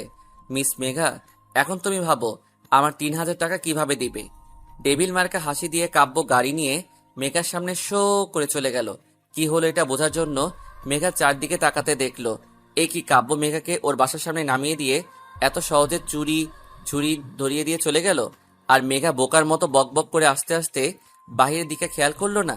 মেঘা ভাবলো না এখন চুপচাপ বাসায় ঢুকতে হবে। মা যদি আমার হাতে এই ঝুড়ি দেখে তাহলে তো এলাহি কাণ্ড বেঁধে দিবে। হাজারটা প্রশ্নের তীর নিক্ষেপ করবে আমার দিকে আর অহেতুক সন্দেহ দৃষ্টি দিয়ে গিলে খাবে। চুপচাপ খুব সাবধানে পা ফেলে বাসার ভিতরে প্রবেশ করলো মেঘা। নিজের রুমে এসে দীর্ঘ নিঃশ্বাস ছাড়লো। যাক বাবা, বাঁচা গেল। আকাশ আমার কথা শুনে, আকাশ শোনো, দাঁড়াও, কোথায় যাচ্ছ তুমি? নেহা, আমাকে যেতে দাও। তোমার সাথে আমি আর কোনো কথা বলতে চাই না, প্লিজ। কি হয়েছে আকাশ, তুমি এভাবে বলছো কেন? দেখো নেহা, তোমার জন্য আমি আমার বেচারি বোনটার এই অবস্থা করেছি। শুধুমাত্র আমার জন্য মাকে এত টেনশন কাটাতে হয়েছে। আমার জন্য আপু এত বড় বিপদের মুখ থেকে ফিরে এসেছে। প্লিজ নেহা, আমি আর কিছুই করতে পারবো না। আমার বোনকে আমি ভালোবাসি, তার ক্ষতি আমি আর করতে পারি না। ঠিক আছে আকাশ, আমরা আর এসব করব না, ফাইন? না নেহা, তুমি আমায় ভুলে যাও। তোমার ফ্যামিলি কখনো আমায় মেনে নিবে না। প্লিজ আমায় ভুলে যাও। তুমি অন্য কোনো বড়লোক বাবার ছেলেকে বিয়ে করে সুখে থাকো। আকাশ, তুমি আমায় এভাবে বলছো? আমি বাধ্য হচ্ছি নেহা, পরিস্থিতি এর জন্য আমি বাধ্য হয়েছি। নতুন কাউকে পেয়েছো? সি নেহা, তুমি আমায় এমন ছেলে ভাবো? আমি আর কাউকে নিজের জীবনের সাথে জড়াবো না। নেহা, সত্যি বলতে আমি পারবো না। তাহলে কি আমি আর কোনোদিন তোমার সাথে কথা বলতে পারবো না? না, আজ থেকে তুমি আমার সাথে যোগাযোগ করার চেষ্টা করো না। ভালো থেকো। আকাশ চলে যাচ্ছে। নেহা আকাশের যাওয়ার পানে তাকিয়ে আছে। আকাশ একবারও ফিরে নেহার দিকে তাকাচ্ছে না। নিজের চোখের পানি লুকাতে সে নেহার দিকে ফিরে তাকাচ্ছে না। নেহা অঝরে কান্না করছে। তার কান্নার বাদ মানছে না। চিৎকার করে কান্না করতে পারলে আজ একটু শান্তি পেত সে। কাব্য গুনগুন করে গান গাচ্ছে আর পকেটে হাত দিয়ে নেহার রুমের দিকে যাচ্ছে। প্রেমে পড়েছি আমি, প্রেমে পড়েছি, প্রথম দেখাতে তার প্রেমে পড়েছি। কাব্য গান গাচ্ছে, নেহা মুখ ফুলিয়ে বসে আছে। নেহা বিরক্ত নিয়ে বলল, এই ভাইয়া, কি শুরু করলি তুই? এই তো সমস্যা কি? সমস্যা আমার না, তোর। আমার সমস্যা থাকলে এত সুন্দর গান গাইতাম বল? তোর সমস্যা, তুই নিয়ে ভাগে এখান থেকে, আমার মুড অফ। বোন শোন না, প্রেমে পড়েছি, আমি প্রেমে পড়েছি। অনেক সুন্দর গান ভাইয়া, এখন যা। এই তুই কি বুঝছিস না আমার অবস্থা? শুনতে পাচ্ছিস না তুই? কি শুনবো? মনের কথা। কই গিয়ে শুনবো? দুয়ারে গিয়ে শোন। হ্যাঁ, খেয়ে দিয়ে কাজ নেই এই রাতের বেলা, আমি মানুষের মার খেতে যাই। মায়ের কেন খাবি? এখন মানুষের দুয়ারে গিয়ে নক করলে আমায় মার না দিয়ে কি দুধ ভাত দেবে? কাব্য নেহার মাথার পিছনে মেরে বলল, ওরে গাধির আম্মা, আমি তোকে আমার মনের কথা শুনতে বলেছি। আমার মনের দুয়ারে গিয়ে ডাফার। আচ্ছা, উফ, চিৎকার করছিস কেন? তোর মতো গাধির আম্মার কাছে আমি কথা শেয়ার করতে আসছি, যা বলবই না। আরে ভাই ভাই, রাগ করিস না, প্লিজ বল, প্লিজ। আমি না। কি? ইস কি লজ্জা, কি লজ্জা। ভাই, নতুন বইয়ের মতো লজ্জা পাস কেন বলতো তুই? আমি না মেঘাকে ভালোবেসে ফেলেছি। কি? সত্যি সত্যি ভাইয়া? কি হলো, তুই এত খুশিতে লাফাচ্ছিস কেন? আরে ভাই, খুশিতে খুশিতে মেঘলা ভাবি আমার ভাবতে। এত খুশি হওয়ার কিছুই নেই। এখনো মেঘা জানে না আমি ওকে ভালোবাসি। আরে ভাইয়া, নো টেনশন, ভাবি পটে যাবে তো। সত্যি তো? সত্যি। 1000 মে মেরা বেহনা হ্যাঁ। হয়েছে, পাম না দিয়ে যাও ফুটো।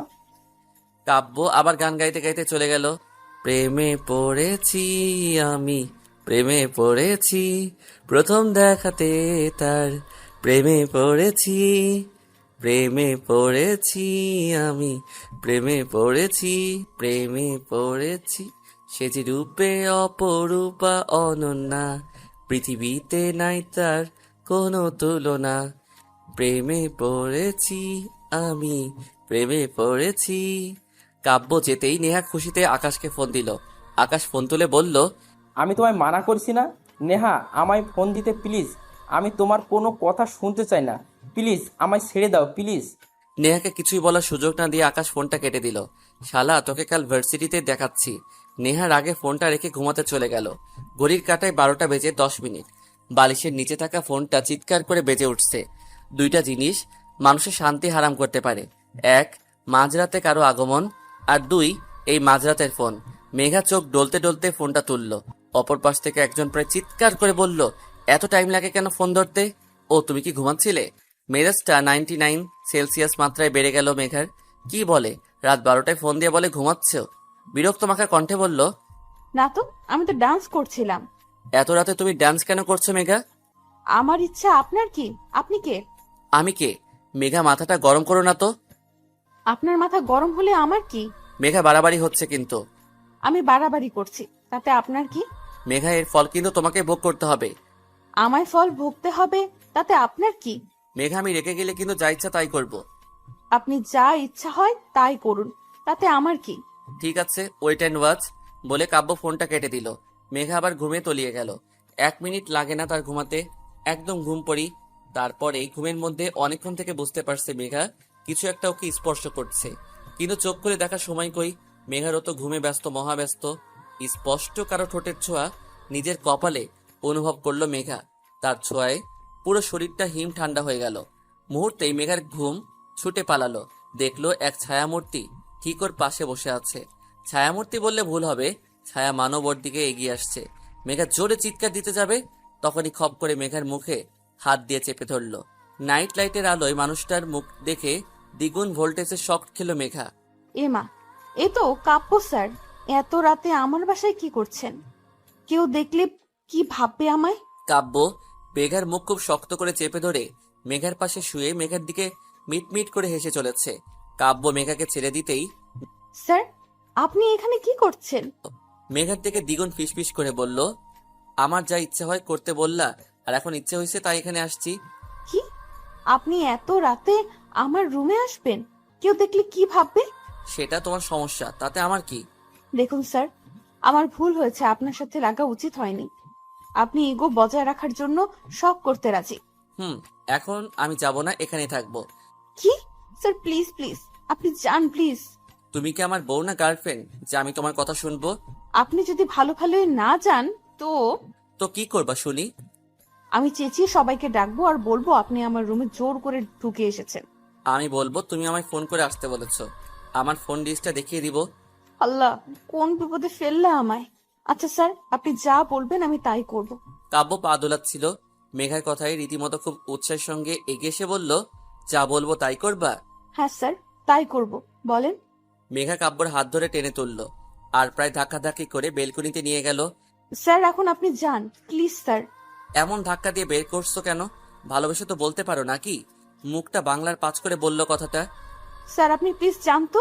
কাব্য মেঘার দিকে কিছুক্ষণ তাকিয়ে থেকে মেঘার দিকে এগিয়ে আসলো। তারপর মেঘার হাত ধরে নিজের বুকের মধ্যে নিয়ে আসলো। কাব্যর বিহেভিয়ারে মেঘা অনেকটা শক, কিছুই বলার ভাষা খুঁজে পাচ্ছে না। কাব্য আস্তে আস্তে নিজের গালের সাথে মেঘার গাল ছোঁয়ালো। মেঘার কানের কাছে মুখ দিয়ে ফিসফিস করে বলল, কালো নীল শাড়ি আর হাত ভর্তি কাচের চুড়ি পরে আমার সামনে দাঁড়াবা, আর এটাই তোমার শাস্তি। কাব্য লক্ষ্য করলো মেঘা চুপটি করে দাঁড়িয়ে আছে।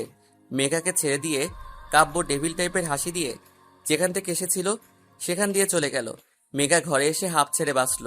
না, কাল শনি আছে কপালে, এটা ভেবে আবার গভীর ঘুমে আচ্ছন্ন হয়ে গেল মেঘা। আজ মেঘা গাঢ় নীল রঙের শাড়িটা পরে নিল। কাব্যর কথা অনুযায়ী হাতে নীল কাচের চুড়ি পরে নিল। অদ্ভুত হলেও সত্যি, প্রথমবার মেঘার কোনো ছেলের জন্য সাজতে ভালো লাগছে। কিছুই অবাধ্য অনুভূতি বেপরোয়া হয়ে উঠেছে। হালকা হাসি ঠোঁটের কোণে লেগে আছে মেঘার। হয়ে নিচে আসতেই আকাশ বলল, কুসকুস হতা হ্যাঁ। কি ব্যাপার? কিছুই না, তোমার কি ব্যাপার? আমার আবার কি ব্যাপার হবে? উপন্যাসের হিরোইন সেজে কোথায় পাড়ি জমাচ্ছ? কোথাও না, বাজে কথা বলা বন্ধ করো, অশিক্ষিত। আরে আমি। চুপ কর। 2-4টা ধমক দিয়ে বাসা থেকে বের হলো মেঘা। অফিসে আসতে একটু লেট হয়ে গেল, ট্রাফিক জ্যামের জন্য লেট হয়েছে। অফিসে ঢুকতে কলিগ রিয়ান হাঁ করে তাকিয়ে আছে মেঘার দিকে। মেঘা তার সামনে গিয়ে তুড়ি মেরে বলল, কি হলো? তিনি বুকে হাত দিয়ে বলল, হায়, ঘায়েল করে দিচ্ছ তুমি আমায়, এইখানটাতে চিনচিন ব্যথা করছে তো। ও আচ্ছা, তাহলে আজকে ডাক্তারের কাছে যান। মেঘা কাব্যর কেবিনে ঢুকে দেখলো কাব্য রাগে প্রদীপের মতো জ্বলজ্বল করছে। মেঘা ভাবছে, এখন আমি আবার কি করলাম? এই লোকটা না আশ্চর্যজনক। ধ্যাত, যা করে করুক, ভালো ভালোই 2 দিন কেটে গেলে বাঁচি। ইজি চেয়ারে গা এলিয়ে দিয়ে বসলো মেঘা। কাব্য রেগে গেলেও কিছুই বলছে না, অদ্ভুত নিজের মতো কাজ করে চলেছে। মেঘার আর কি, ও ওর কাজগুলো করে নিলে বাঁচে। ভার্সিটির বটতলায় আকাশ বসে আড্ডা দিচ্ছিল। নেহা আসতেই সে উঠে চলে যেতে লাগলো। নেহা পথ আগলে ধরলো। আকাশ, আমার কথাটা শোনো প্লিজ। না নেহা, আমি তোমার কোনো কথা শুনতে চাই না প্লিজ। আকাশ, ভাইয়া মেঘা আপুকে ভালোবাসে। তাতে কি, আমার বোন তো বাসে না। মানে আপু যাতে ভাইয়ার প্রেমে পড়ে, তা তো তোমাকেই প্ল্যান করতে হবে। প্লিজ নেহা, আমি কিছুই পারবো না, প্লিজ তুমি আমার পিছু ছেড়ে দাও প্লিজ। আকাশের কথা না বাড়িয়ে চলে গেল। নেহা দাঁড়িয়ে থেকে আকাশের যাওয়ার পানে তাকিয়ে আছে। আজ এই আকাশটাকে চিনতে নেহার বড্ড কষ্ট হচ্ছে। কাজের মাঝে মনে হয় মেঘার বাধাস্বরূপ। মেঘার বেহায় ফোনটা ভ্যা ভ্যা করে উঠল। কাব্য মেঘার দিকে ভ্রু কুচকে তাকালো, আর একবার ফোনের স্ক্রিনের দিকে তাকাতেই মেঘা ফোনটা হাতে নিয়ে বলল, কে? আরে মেঘা, আমি আহাদ বলছি। ও, ডাক্তার আপনি? হ্যাঁ বলুন। মেঘা, এখন একটু তোমার সময় হবে? কেন বলুন তো ডক্টর? আমার তোমার সাথে খুব প্রয়োজনীয় কথা ছিল। খুব প্রয়োজনীয় কি? হ্যাঁ মেঘা, খুব। আচ্ছা, আপনি কোথায় এখন? তোমার অফিস ক্যান্টিনে আছি। আচ্ছা, আমি আসছি, জাস্ট 5 মিনিট। মেঘা ফোন রাখে আর চোখে দেখলো কাব্য খুব মনোযোগ সহকারে এখন নিজের কাজে ব্যস্ত হয়ে পড়েছে। মেঘা ফোনটা নিয়ে কিছুক্ষণ ভাবলো, তারপর কেবিন থেকে বেরিয়ে ক্যান্টিনের উদ্দেশ্যে গেল। মেঘা আহাদের সামনে আসতেই আহাদ হা হয়ে তাকিয়ে আছে। মেঘা আজ এত সুন্দর লাগছে যে কেউ দেখলে প্রেমে পড়ে যাবে। বাঙালি মেয়েরা যত আধুনিক পোশাক আশাক পরুক না কেন, নারীকে তো সবসময় শাড়িতে অপরূপা অননা লাগে।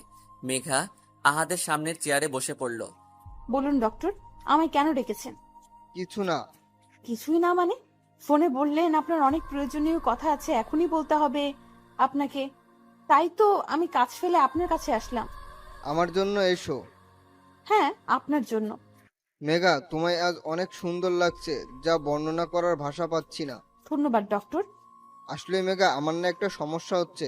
তোমার সাথে দেখা হওয়ার পর থেকে সমস্যাটা হচ্ছে আমার। কি ধরনের সমস্যা বলুন তো? তোমাকে দেখলে আমার বুকের মধ্যে প্রচন্ডভাবে ব্যথা অনুভব করি। মেঘা আহাদকে কিছুই বলতে যাবে, তখন কোথা থেকে কাব্য এসে মেঘার হাত ধরে হিড় করে টেনে নিয়ে যাচ্ছে। ডক্টর আহাদ ব্যাপারটা বুঝতে পারছেন না। মেঘা শুধু বলছে, স্যার ছাড়ুন, আমার হাতে লাগছে, প্লিজ ছাড়ুন স্যার। কাব্য মেঘার কোনো কথা না শুনে মেঘাকে টেনে গাড়িতে তুলল। তারপর সোজা নিজের বাসায় নিজের রুমে এনে মেঘাকে বিছানায় ছুঁড়ে ফেলে দিল। কাব্যর ঘরে থাকা জলপরি শোপিসটা ফ্লোরে আছড়ে ফেলে দিল। মুহূর্তে বিকট শব্দে টুকরো টুকরো হয়ে ভেঙে গেল শোপিসটা। কাব্য মেঘার বাহুতে হাত দিয়ে টেনে তুলল। এত শক্ত করে ধরছে, বোধহয় তার উদ্দেশ্য হাড়গুলো গুঁড়া পাউডার করা। আর বলল, এই মেয়ে, তোমার কত ছেলে লাগে বলো বলো? অফিসে ওই রিয়ানের সাথে গায়ে পড়ে হেসে কথা বলছিলে, তারপর ওই হাড়ের ডক্টর আহাদের সাথে। ছি! স্যার ছাড়ুন আমায়, আমার যার সাথে ইচ্ছা আমি তার সাথে কথা বলবো, আপনার কি? আমার কি? কাব্য মেঘাকে ছেড়ে দিয়ে নিজের চুলগুলো শক্ত করে ধরলো, পাগলের মতো এদিক ওদিক করছে। আমার কি?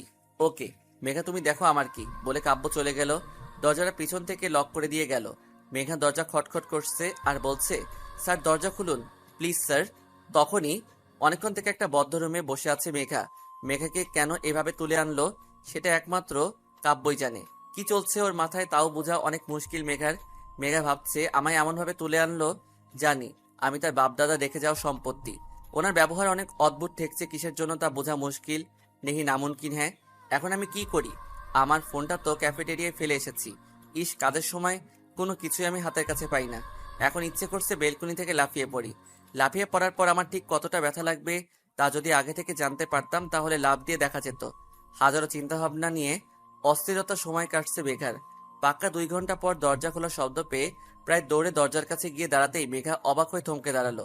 মেঘার সামনে মেঘার মা দাঁড়িয়ে আছে। মেঘার মা এসে হাসি মুখে মেঘাকে জড়িয়ে ধরল। মেঘা কিছুই বুঝতে পারছে না এখানে ওকে জোর করে তুলে নিয়ে আসা হয়েছে, আর ওর মা খুশি হয়ে রীতিমতো দাঁত কেলিয়ে হাসছে। কি এমন হলো? মেঘার মা আসার সাথে সাথে কাজের লোকটা এসে ঘরটা পরিষ্কার করে দিয়ে গেল। মেঘার মা ওকে বলল, ছি ছি মেঘা, তুই এই শোপিসটা ভেঙে ফেলেছিস। সবাই দেখলে কি ভাববে বলতো? কি বলছে কি মা? আমি ভেঙেছি? আমার কি মাথা খারাপ অন্য রুমের জিনিস ভাঙতে যাব? মেঘা ওর মাকে কিছুই বলতে যাবে, ওর মা মেঘাকে থামিয়ে দিয়ে নিজে বলল, আজ তোকে অনেক মিষ্টি লাগছে। আসলে মন থেকে এই দিনটা দেখার জন্য অনেক আশা করেছিলাম। প্রতিটা মায়ের এই স্বপ্নটা মনের মধ্যে লালন পালন করে আজ সত্যি আমার গর্ব হচ্ছে। তুই আমাদের মতামতকে সম্মান করেছিস। ধুর, কি করেছি আমি সেটাই তো আমায় কেউ বলো। আমায় তো কোনো কথা বলতে দিচ্ছ না। আমি মনে মনে বকবক করে যাচ্ছি আর মা আমার সাথে বকবক করছে। কিছুক্ষণ পর ওদের রুমে একজন মধ্যবয়স্ক লোক এসে ঢুকলো। তিনি মেঘাদের ঠিক পাশে বসে কিসব বলতে শুরু করলেন। যখন উনি বললেন, বলুন মা কবুল, তখন বুঝলো উনি মেঘার বিয়ে পড়াচ্ছেন। মেঘার মাথা আকাশ ভেঙে পড়লো। এখানে হচ্ছে কি? সবকিছুরই চাপে পড়ে আর মেঘার মায়ের মুখের হাসি দেখে মেঘার মুখ দিয়ে কবুল কথাটা বের হয়ে গেল। কাজী সাহেব তার খাতাপত্র গুছিয়ে চলে গেল আর মেঘার মা খুশিতে গদগদ হয়ে ওর কপালে চুমু খেয়ে নিচে চলে গেল। মনে অজান্তে এক ফোঁটা নোনা জল চোখ বেয়ে পড়ছে মেঘার। উঠে দাঁড়িয়ে জানালার কাছে দাঁড়ালো মেঘা। কারো হাতের স্পর্শ বিরক্ত হয়ে পিছনে ঘুরে দেখলো আকাশ। বিরক্ত নিয়ে বলল, মেঘা কি চাই তোর? কিছুই না। তো জানা। না, যাব না। কি হয়েছে আপু? এসব কি হচ্ছে ভাই? আমি কিছুই বুঝতে পারছি না। আপু সত্যি তুমি কিছুই জানো না? না। তো শুনো, এই 2 ঘন্টা আগে কাব্যর ভাইয়ের মাকে ফোন দেয় আর বলে তাদের বাড়ি মানে এখানে চলে আসতে। কাব্য ভাইয়া নাকি তোমায় বিয়ে করতে রাজি, আর তুমি নাকি তাতে মত দিয়েছো। তাই মা খুশিতে গদগদ হয়ে আমায় ধরে এখানে নিয়ে আসলো। তোমাদের মতো যদি আবার চেঞ্জ হয়, তাই 2 ঘন্টার মধ্যে কাজী ডেকে ঘরোয়াভাবে তোমাদের বিয়ে দিয়ে দেওয়া হলো। এইসব আমি তো কিছুই জানি না। আমি এত জানি না, কিন্তু আপু একটা কথা বলো, সত্যি কি তোমার মনের মধ্যে কাব্য ভাইকে নিয়ে কোনো অনুভূতি নেই? আকাশের কথায় মেঘা চুপ হয়ে গেল। ঘুরে তাকালো বাহিরের আকাশটার দিকে। সত্যি কি নেই কোনো অনুভূতি? যদি নাই থাকতো তাহলে উনি এত কাছে আসলে আমার অনুভূতিগুলো বেপরোয়া হয়ে ওঠে কেন? আর আজ তার জন্য এত সাজ আমি কেন করছি? শুধুমাত্র তার শাস্তি থেকে মুক্তি পাবো বলে নাকি? আমি তাকে ভালোবেসে ফেলেছি। ইস, আমি মাথায় হাত দিয়ে ভাবতে লাগলাম কত বড় ডাফার আমি। উনি আমায় ভালোবাসেন বলে অফিসে রিয়ান ডক্টর আহাদ কাউকে সহ্য করতে পারছিলেন না। তার অবাধ্য অনুভূতিগুলো আমায় কখন থেকে বোঝানোর চেষ্টায় উঠে পড়েছিল। ভালোবাসে, সে ভালোবাসে। আমি মুচকি হাসলাম নিজের অজান্তেই। ঠোঁটের কোণে হাসি চলে আসলো। এসব ভাবছে মেঘা আর মা কোথায়? নিচে। চল। মেঘা আর আকাশ 2 ভাই বোন নিচে গেল। সেখানে মেঘার মা আর কাব্যর মা বসে গল্প করছে। পাশের সোফায় কাব্য বসে ফোনে কি জানি ঘাটাঘাটি করছে। মেঘা যে এসেছে তার দিকে তার কোনো খেয়ালই নেই। অপর পাশে দেখলো নেহা দাঁড়িয়ে আছে। মেঘা কাব্যর সামনে সোফায় গিয়ে বসে পড়ল। সোফার হাতলে গা এলিয়ে বসলো আকাশ। মেঘার মা আর কাব্যর মার গল্প শুনতে লাগলো। তারা হেসে হেসে কথা বলছে। দেখ বান্ধবী, আমাদের ছোটবেলার স্বপ্ন ছিল আমার ছেলের সাথে তোর মেয়ের বিয়ে দিব। আজ দেখ পূরণ হয়ে গেল। হ্যাঁ রে, আমাদের স্বপ্ন যে বাস্তব হবে তা ভাবতে পারিনি। 2 জন পুরানো কালের বান্ধবী যখন একসাথে হয় তখন হাজার গল্পের ঝুড়ি খুলে বসে। আকাশ মেঘার কানের কাছে এসে ফিসফিস করে বলছে, আপু 1 ঘন্টা হয়ে গেল, সে কখনো থেকে শুনেছি একটু রেস্ট দিলে হয় না বল? মেঘা হাসি চেপে আকাশের পিঠে আস্তে করে থাপ্পড় দিল। তাতে কাব্য আর চোখে মেঘার দিকে তাকালো, আবার চোখ নামিয়ে যা করছিল তাতে ব্যস্ত হয়ে পড়ল। তার এমন বিহেভিয়ারে মেঘার মনে হচ্ছে তিনি ভাব দেখাচ্ছেন মেঘার প্রতি। হুট করে কাব্যর বোন বলল, মা, আমি তোমায় কিছু বলতে চাই। পরে শুনবো। মা, এখনই শুনতে হবে। আর মা, আমি আকাশকে ভালোবাসি। আকাশও আমায় ভালোবাসে। আমি আকাশকে ছাড়া কাউকে বিয়ে করব না। মেঘা বসা থেকে উঠে দাঁড়ালো। আকাশের দিকে অগ্নিময় দৃষ্টি নিক্ষেপ করে দিল মেঘা। আকাশ ভয় চুপসে আছে। কাব্যর মা আর মেঘার মা হা হা হা করে হেসে উঠল। তোমরা যে 2 বছর ধরে রিলেশনে আছো তা আমি আর তোমার মা আগে থেকে জানতাম, কিন্তু প্রকাশ কিছুই করিনি।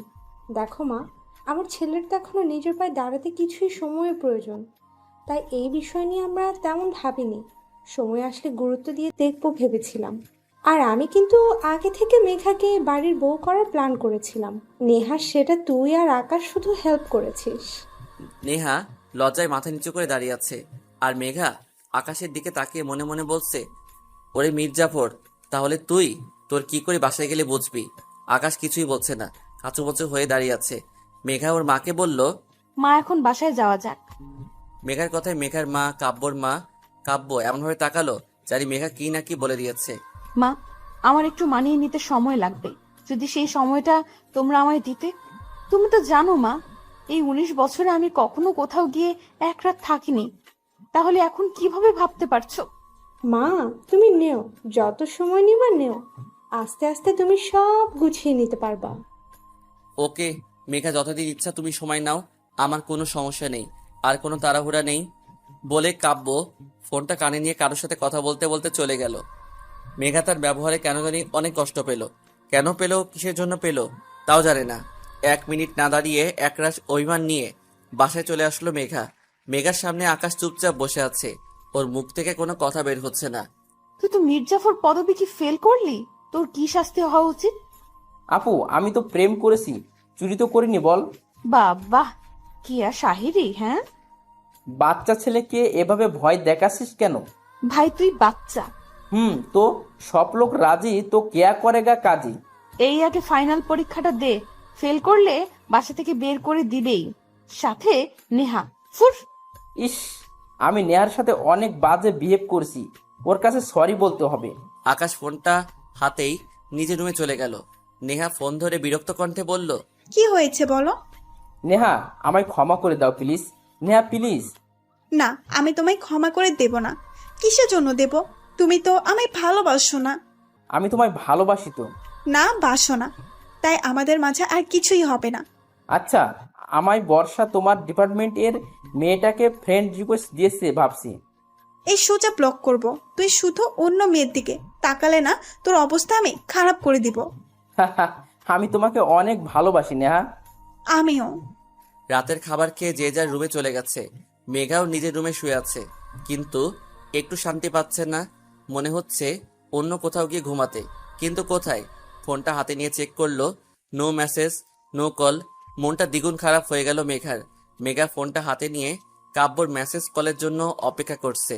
রাত 11:30, তবু কাব্যর ফোন বা মেসেজ কিছুই পেল না। এখন মেঘার প্লে লিস্টে স্যাড গানটা দিয়ে কান্না করতে ইচ্ছে হচ্ছে। ফোনটা রেখে আস্তে আস্তে ঘুমানোর দিকে মনোযোগ দিল মেঘা। আস্তে আস্তে ঘুমিয়ে পড়ল। মেঘা ঘুমের মধ্যে অনুভব করলো কেউ ওকে তার বুকের মধ্যে খুব শক্ত করে জড়িয়ে ধরে আছে। তার ছোঁয়া মেঘার অনেক পুরনো। তার বুকের মধ্যে মুখ গুজে অভিমানী সুর নিয়ে বলল, আপনি এখানে? আমার বউটার ঘুম ভেঙেছে তাহলে? আপনি এখানে কি করছেন? বউ যদি বাপের বাড়ি থাকে, আমি আর কিভাবে অন্য কোথায় থাকতে পারি? হয়েছে হয়েছে, এত ভালোবাসা নামায় তো আসতে দিলেন কেন? বোঝার জন্য। কি বোঝার জন্য? তুমি আমায় ভালোবাসো কিনা? কি বুঝলেন?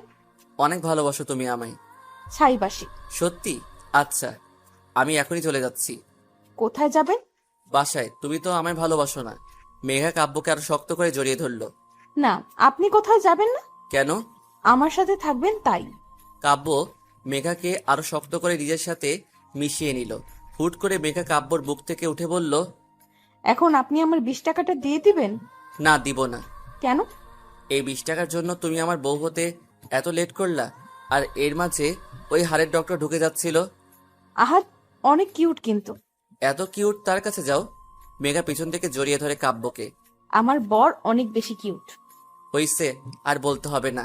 কাব্য মেঘার দিকে ঘুরে মেঘার কপালে নিজের ঠোঁট ছোঁয়ালো আর শক্ত করে মেঘাকে জড়িয়ে ধরলো। এক ভালোবাসার গল্প শুরু করতে চায় তারা, যেখানে তারা দুইজন শুধু দুজনের হবে আর শেষ নিঃশ্বাস পর্যন্ত ভালোবেসে যাবে।